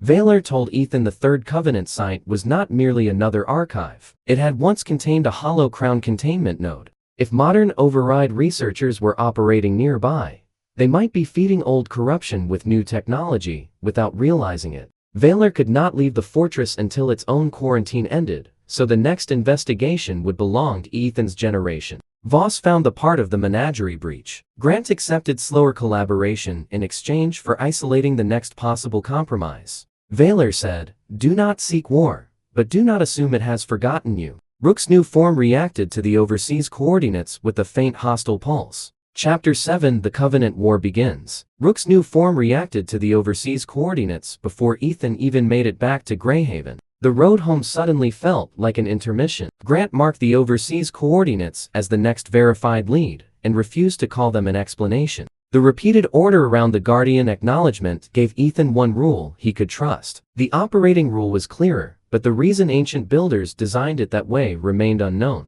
Greyhaven received Ethan and Rook with more attention than either wanted, because leaked footage showed a larger new silhouette leaving the northern transport. Vanguard refused to publish species claims and listed Rook as an elite anomaly undergoing documented restoration changes. That boring language prevented forums from turning one blurry frame into a fake god-tier ranking overnight. The Covenant response stayed open while Ethan held back and waited for Rook to decide whether the interaction continued. Ortiz separated the Vale family security plan from every known expedition route, keeping consequences visible instead of hiding them behind progression. After the northern operation, Ethan still found 12 wrong species names trending before lunch. Ethan handled the Vale family security plan before returning to progression, because another upgrade meant nothing if home became the price. Rook cared only that home still smelled the same. Ethan keeps the next move quiet enough to protect his family from new attention. Ortiz separated the Vale family security plan from every known expedition route, giving Ethan one less problem to carry into the next operation. The first family scene after the mission centered on scale problems rather than ancient politics. Rook's new form barely fit comfortably through the apartment hallway and had to learn how not to sweep furniture with his tail. Ethan's father moved one lamp before disaster and called it adaptive architecture. The immediate development reminds Ethan that progression has consequences outside the battlefield, especially while his family remains reachable in Greyhaven. She said, "Bigger is not the same thing as better." His mother cared more about the healed stress markers than the dramatic new silhouette. The new evidence gives Ethan another reason to separate home from the investigation, because Menagerie already understands how personal leverage works. Family safety shapes the response to the current issue. keeping Ethan from treating a useful result as an excuse to take a louder risk. Ethan keeps the current situation away from unnecessary attention, protecting the ordinary home life. Rook still returns to between every crisis. Grant scheduled a full non-combat evaluation before allowing any arena demonstration, disappointing anyone expecting spectacle, but satisfying every professional responsible for Rook's safety. Rook's reflexes improved, but the biggest gain was how precisely he could scale bloodline suppression and covenant severance. He could now remove hostile control from a target without shattering the surrounding environment. The new test result narrows the immediate problem enough for Ethan to choose a safer next step without pretending the larger mystery is solved. Grant said, "Use the new evidence to choose the next safe question. Do not turn one answer into a conclusion." That made his power more useful to rescue teams than his raw damage ever had. The latest measurement gives Grant a measurable reference point, allowing the team to move forward without turning one successful response into a universal rule. Ethan liked that line enough to steal it for interviews. Ethan treated control inside the evaluation course as real progression. Grant saved the controlled result and discarded the temptation to keep testing through instability. Mason demanded the first legal spar once medical clearance arrived, because personal growth had not deleted his competitive instincts. The duel rules prohibited full suppression and limited Stormlion's highest output lightning, forcing both teams to rely on technique. Rook won the first exchange through positioning, while Stormlion won the second by trapping Shadow Step roots with static fields. Ethan records Stormlion's test and changes the next drill around control, not maximum output, keeping progress measurable instead of flashy. The training goal shifted from stronger attacks to cleaner exits, because an uncontrolled finish would fail the same mission in a different way. Neither side dominated, which made the match more useful than another stop. Grant said, "We have the clean result from the skill test. Stop before fatigue turns useful data into noise." The third exchange ended in a draw when both protected their tamers at the same time. The evaluation focused on control and outcome rather than visual spectacle. The draw became one of Ethan's favorite results because it proved the rivalry had evolved without needing humiliation. Mason no longer existed as the guy with the better starting beast. He had become a partner who could pressure Ethan into better decisions. Stormlion also stopped reacting to Rook as a threat every time Bloodline pressure shifted. The latest Bond response reinforces the rule that has carried every evolution so far.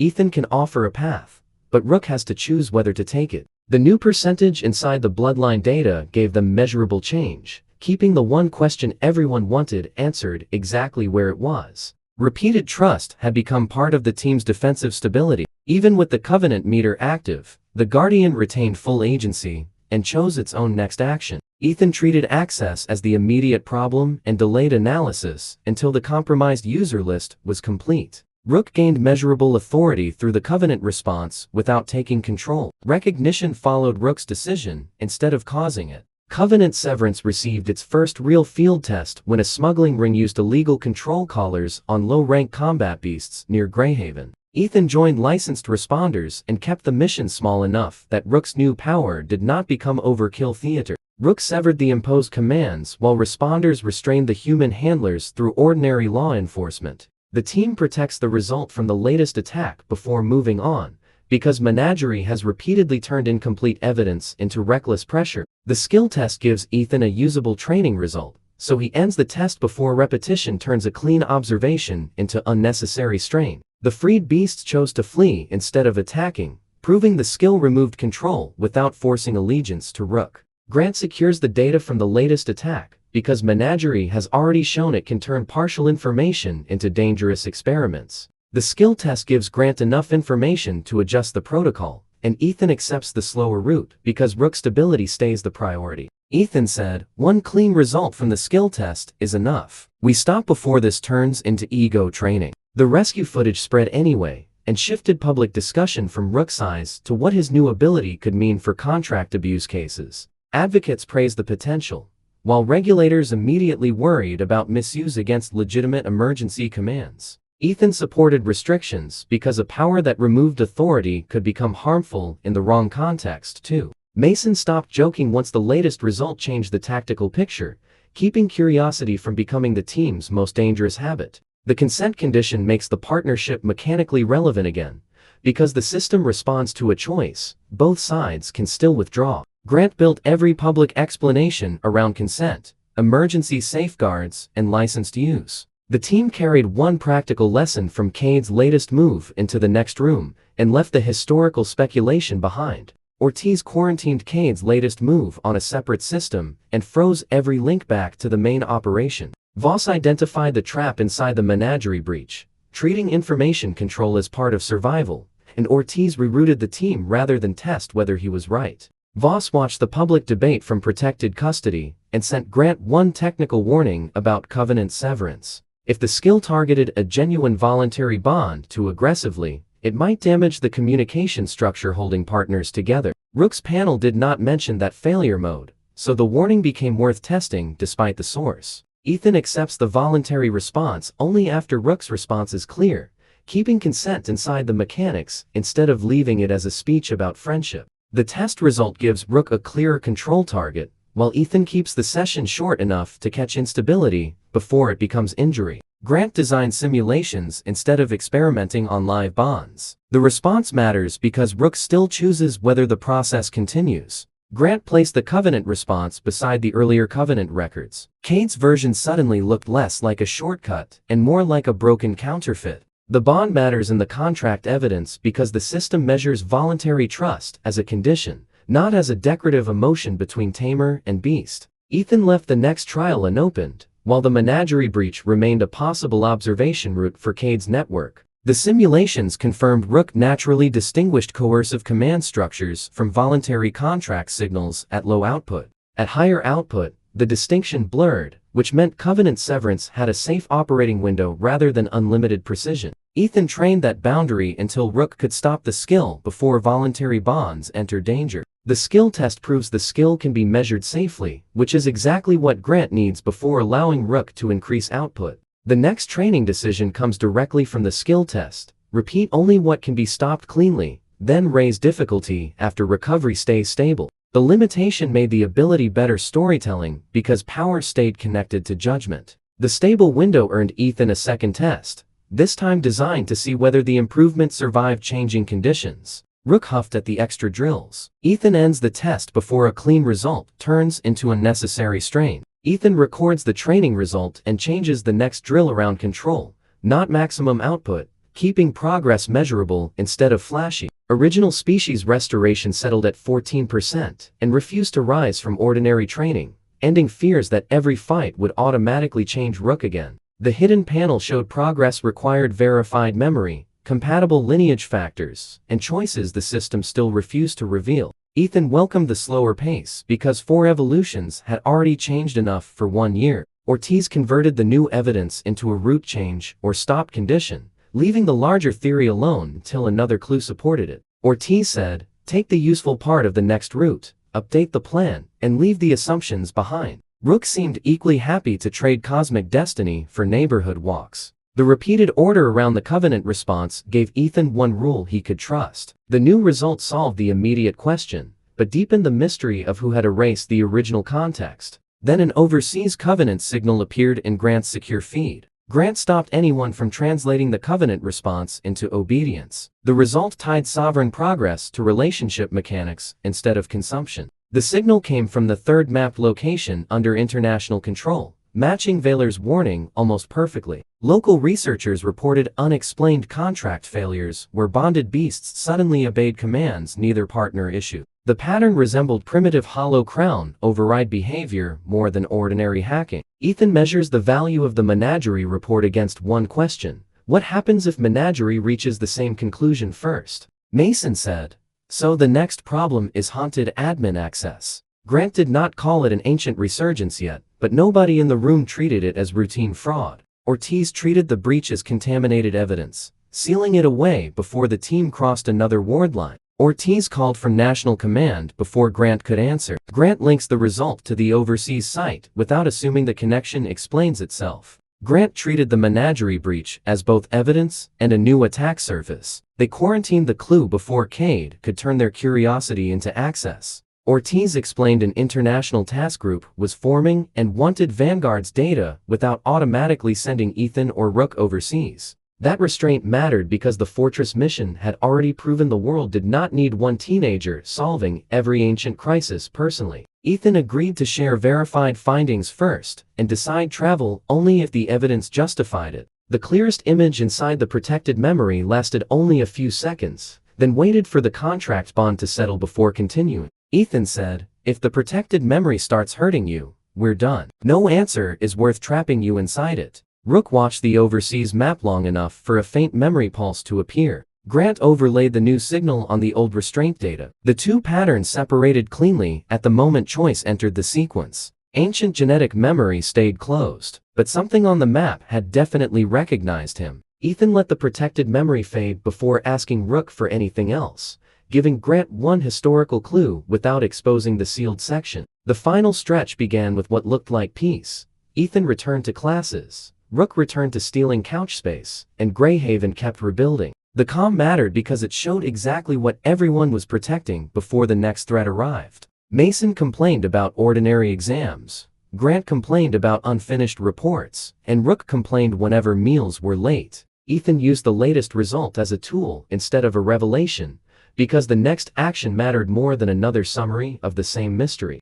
The report moves Grant's investigation from speculation toward a testable pattern, even though the historical source remains incomplete. For a few days, normal life existed without apologizing for anything. Voss predicted how Cade would weaponize Cade's latest move. Security rebuilt the workflow so one stolen credential could not open everything. The universe waited until that evening to ruin the joke. Ortiz isolated every trace of Cade's latest move before authorizing another advance into the fortress. A menagerie remnant cell attacked a transport carrying confiscated control technology from Cade's network. The cell was smaller than before, but more desperate, using prototype override nodes built from Hollow Crown research instead of Fortress hardware. Several escort beasts turned on their handlers for seconds at a time, despite strong voluntary bonds. Grant found the repeatable piece inside Cade's move, and Ortiz adjusted the route around that vulnerability. Grant said, "There it is. The ancient pattern in modern hardware." That effect terrified Grant more than any ordinary monster,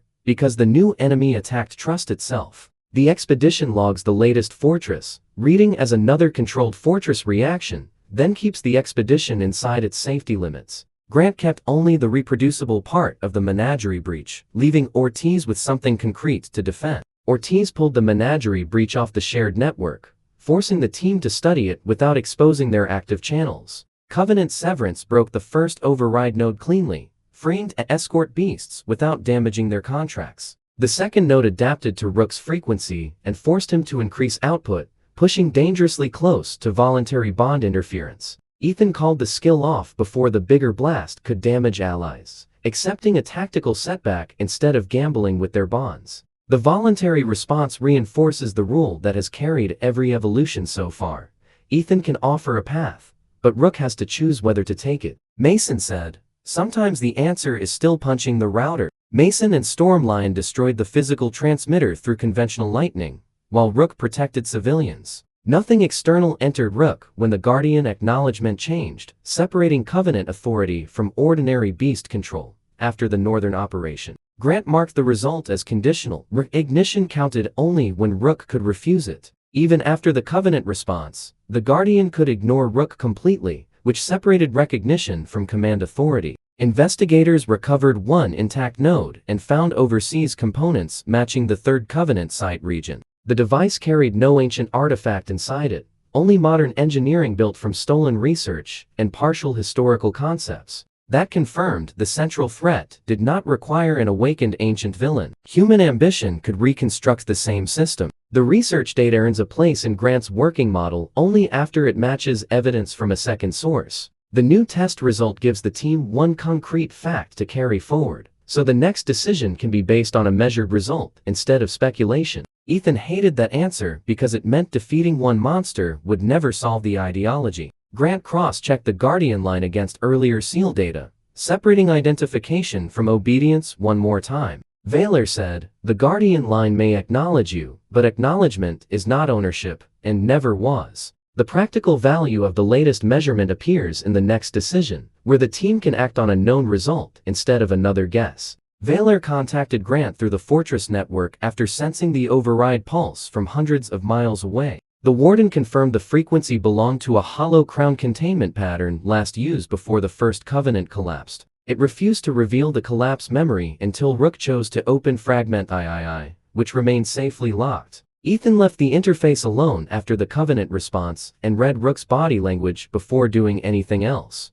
Valor said, "The crown was broken. Its method was not." Ethan accepted the delay because some questions were safer left unanswered until the next investigation. The repeated signal confirmed the mechanism was stable, while leaving the civilization behind it completely anonymous. That became the line everyone remembered. Grant secures the result before Menagerie can use the same finding to justify another experiment. Grant refused to let the interpretation of Cade's move travel with the evidence until another source confirmed it. Menagerie archives showed one surviving director had relocated operations to the overseas region months before Cade's arrest. The director's identity remained hidden behind layered proxies, preventing a cheap final villain reveal without evidence. Voss believed the Remnant wanted to fuse modern contract networks with old override architecture at population scale. Grant kept only the reproducible result from Cade's move. Ortiz converted it into a specific defensive change. The bond rule survives another test through the contract evidence, giving Ethan one more reason not to imitate Menagerie's control-based shortcuts. Grant considered the theory possible and terrifying enough to investigate carefully. Ethan accepted the lost time and delayed testing until the Menagerie breach no longer touched the live operation. Ethan replied, "Then stop acting like you own the explanation." Rook repeated the key movement in the control drill without losing position, then raised the next difficulty only after recovery stayed normal. Rook's 14% restoration began reacting to the recovered override node with controlled hostility instead of uncontrolled memory flashes. He could sense the imposed authority pattern, but separate it from his present identity, proving Valor's training had worked. The hidden panel added a new locked route related to Hollow Crown resistance without naming a fifth evolution. Ethan ended the control drill after one clean repetition. The team left the benchmark untouched so the next experiment would have something reliable to measure against. He said, "Nope, we are reading the instructions first this time." Ethan closed it immediately because another power-up minutes after the last one would have been reckless. Rook controlled the threshold directly. The surrounding researchers never gained an independent key to the fragment. Grant applauded the least dramatic decision in the room. The response matters because Rook still chooses whether the process continues. The fragment left Ethan with useful context and a hard boundary. Only Rook could decide whether the next memory appeared. National Command asked Ethan whether he would join the overseas task group if the contract failures continued. He refused to answer on adrenaline and asked for 48 hours to review mission scope, legal authority, and family risk. That choice summarized his growth from the desperate awakening student who once thought one strong beast could solve his future. The team handles the family security issue with family security in mind, limiting who needs to know before the next move becomes public. Ethan refused to separate the Vale family security plan from the cost of further evolution, giving Ethan one less problem to carry into the next operation. Power had expanded his options, but judgment now determined which option deserved action. Ethan keeps the new information away from unnecessary attention, protecting the ordinary home life Rook still returns to between every crisis. The quiet work around the Vale family security plan kept the stakes outside the battlefield visible, treating safety as a requirement instead of an interruption. The family security issue keeps Ethan focused on family safety, because every public clue about Rook creates another reason for hostile groups to look toward home. At home, Ethan told his family the next investigation might cross an ocean and involve threats aimed at the bond system itself. His parents did not forbid him or celebrate the importance. They asked whether professionals could do the job without him. Ethan answered that maybe they could, and he would only go if Rook's unique detection actually changed survival odds. Ethan refuses to let the latest change become another spotlight on his family, even if keeping the information private slows the investigation. The team reviewed the Vale family security plan because Menagerie preferred leverage to direct capture, reminding Ethan what all the ancient power was supposed to protect. Rook listened from the floor, fully capable of choosing a different future after the sovereign reaffirmation. Family safety shapes the response to the immediate development, keeping Ethan from treating a useful result as an excuse to take a louder risk. Rook placed one paw over Ethan's foot. That confirms the reading does not require domination, title, or forced submission. Ortiz separated the Vale family security plan from every known expedition route, keeping consequences visible instead of hiding them behind progression. Before Ortiz reopened the channel, Mason made his own decision separately and joined the International Reserve roster without assuming Ethan would come. That independence kept their rivalry from becoming a sidekick relationship built around following the protagonist everywhere. Storm Lion had its own reasons to oppose contract override technology after experiencing suppression pressure at the fortress. Ortiz held the formation at the Guardian line until the censors settled, giving Grant a clean comparison without forcing a second reaction. Mason said, "If you go, cool. If not, I am still in." Mason admitted the mission felt personal without pretending that made him special. Grant turned the latest result into one testable claim, moving the story forward without pretending the mystery was solved. Ethan respected him more for that answer than for any arena win. Rook's ability to walk away remained the clearest sign that the process was still functioning as intended. Grant's final briefing connected the major threads: First Covenant, sovereign recognition, its protective function, Hollow Crown override, and modern reconstruction efforts. He emphasized what remained unknown: Rook's species name, the Covenant collapse, Valor's quarantine reason, and the identity behind the overseas network. The list of unknowns no longer felt like failure, because every answer had produced safer questions instead of louder guesses.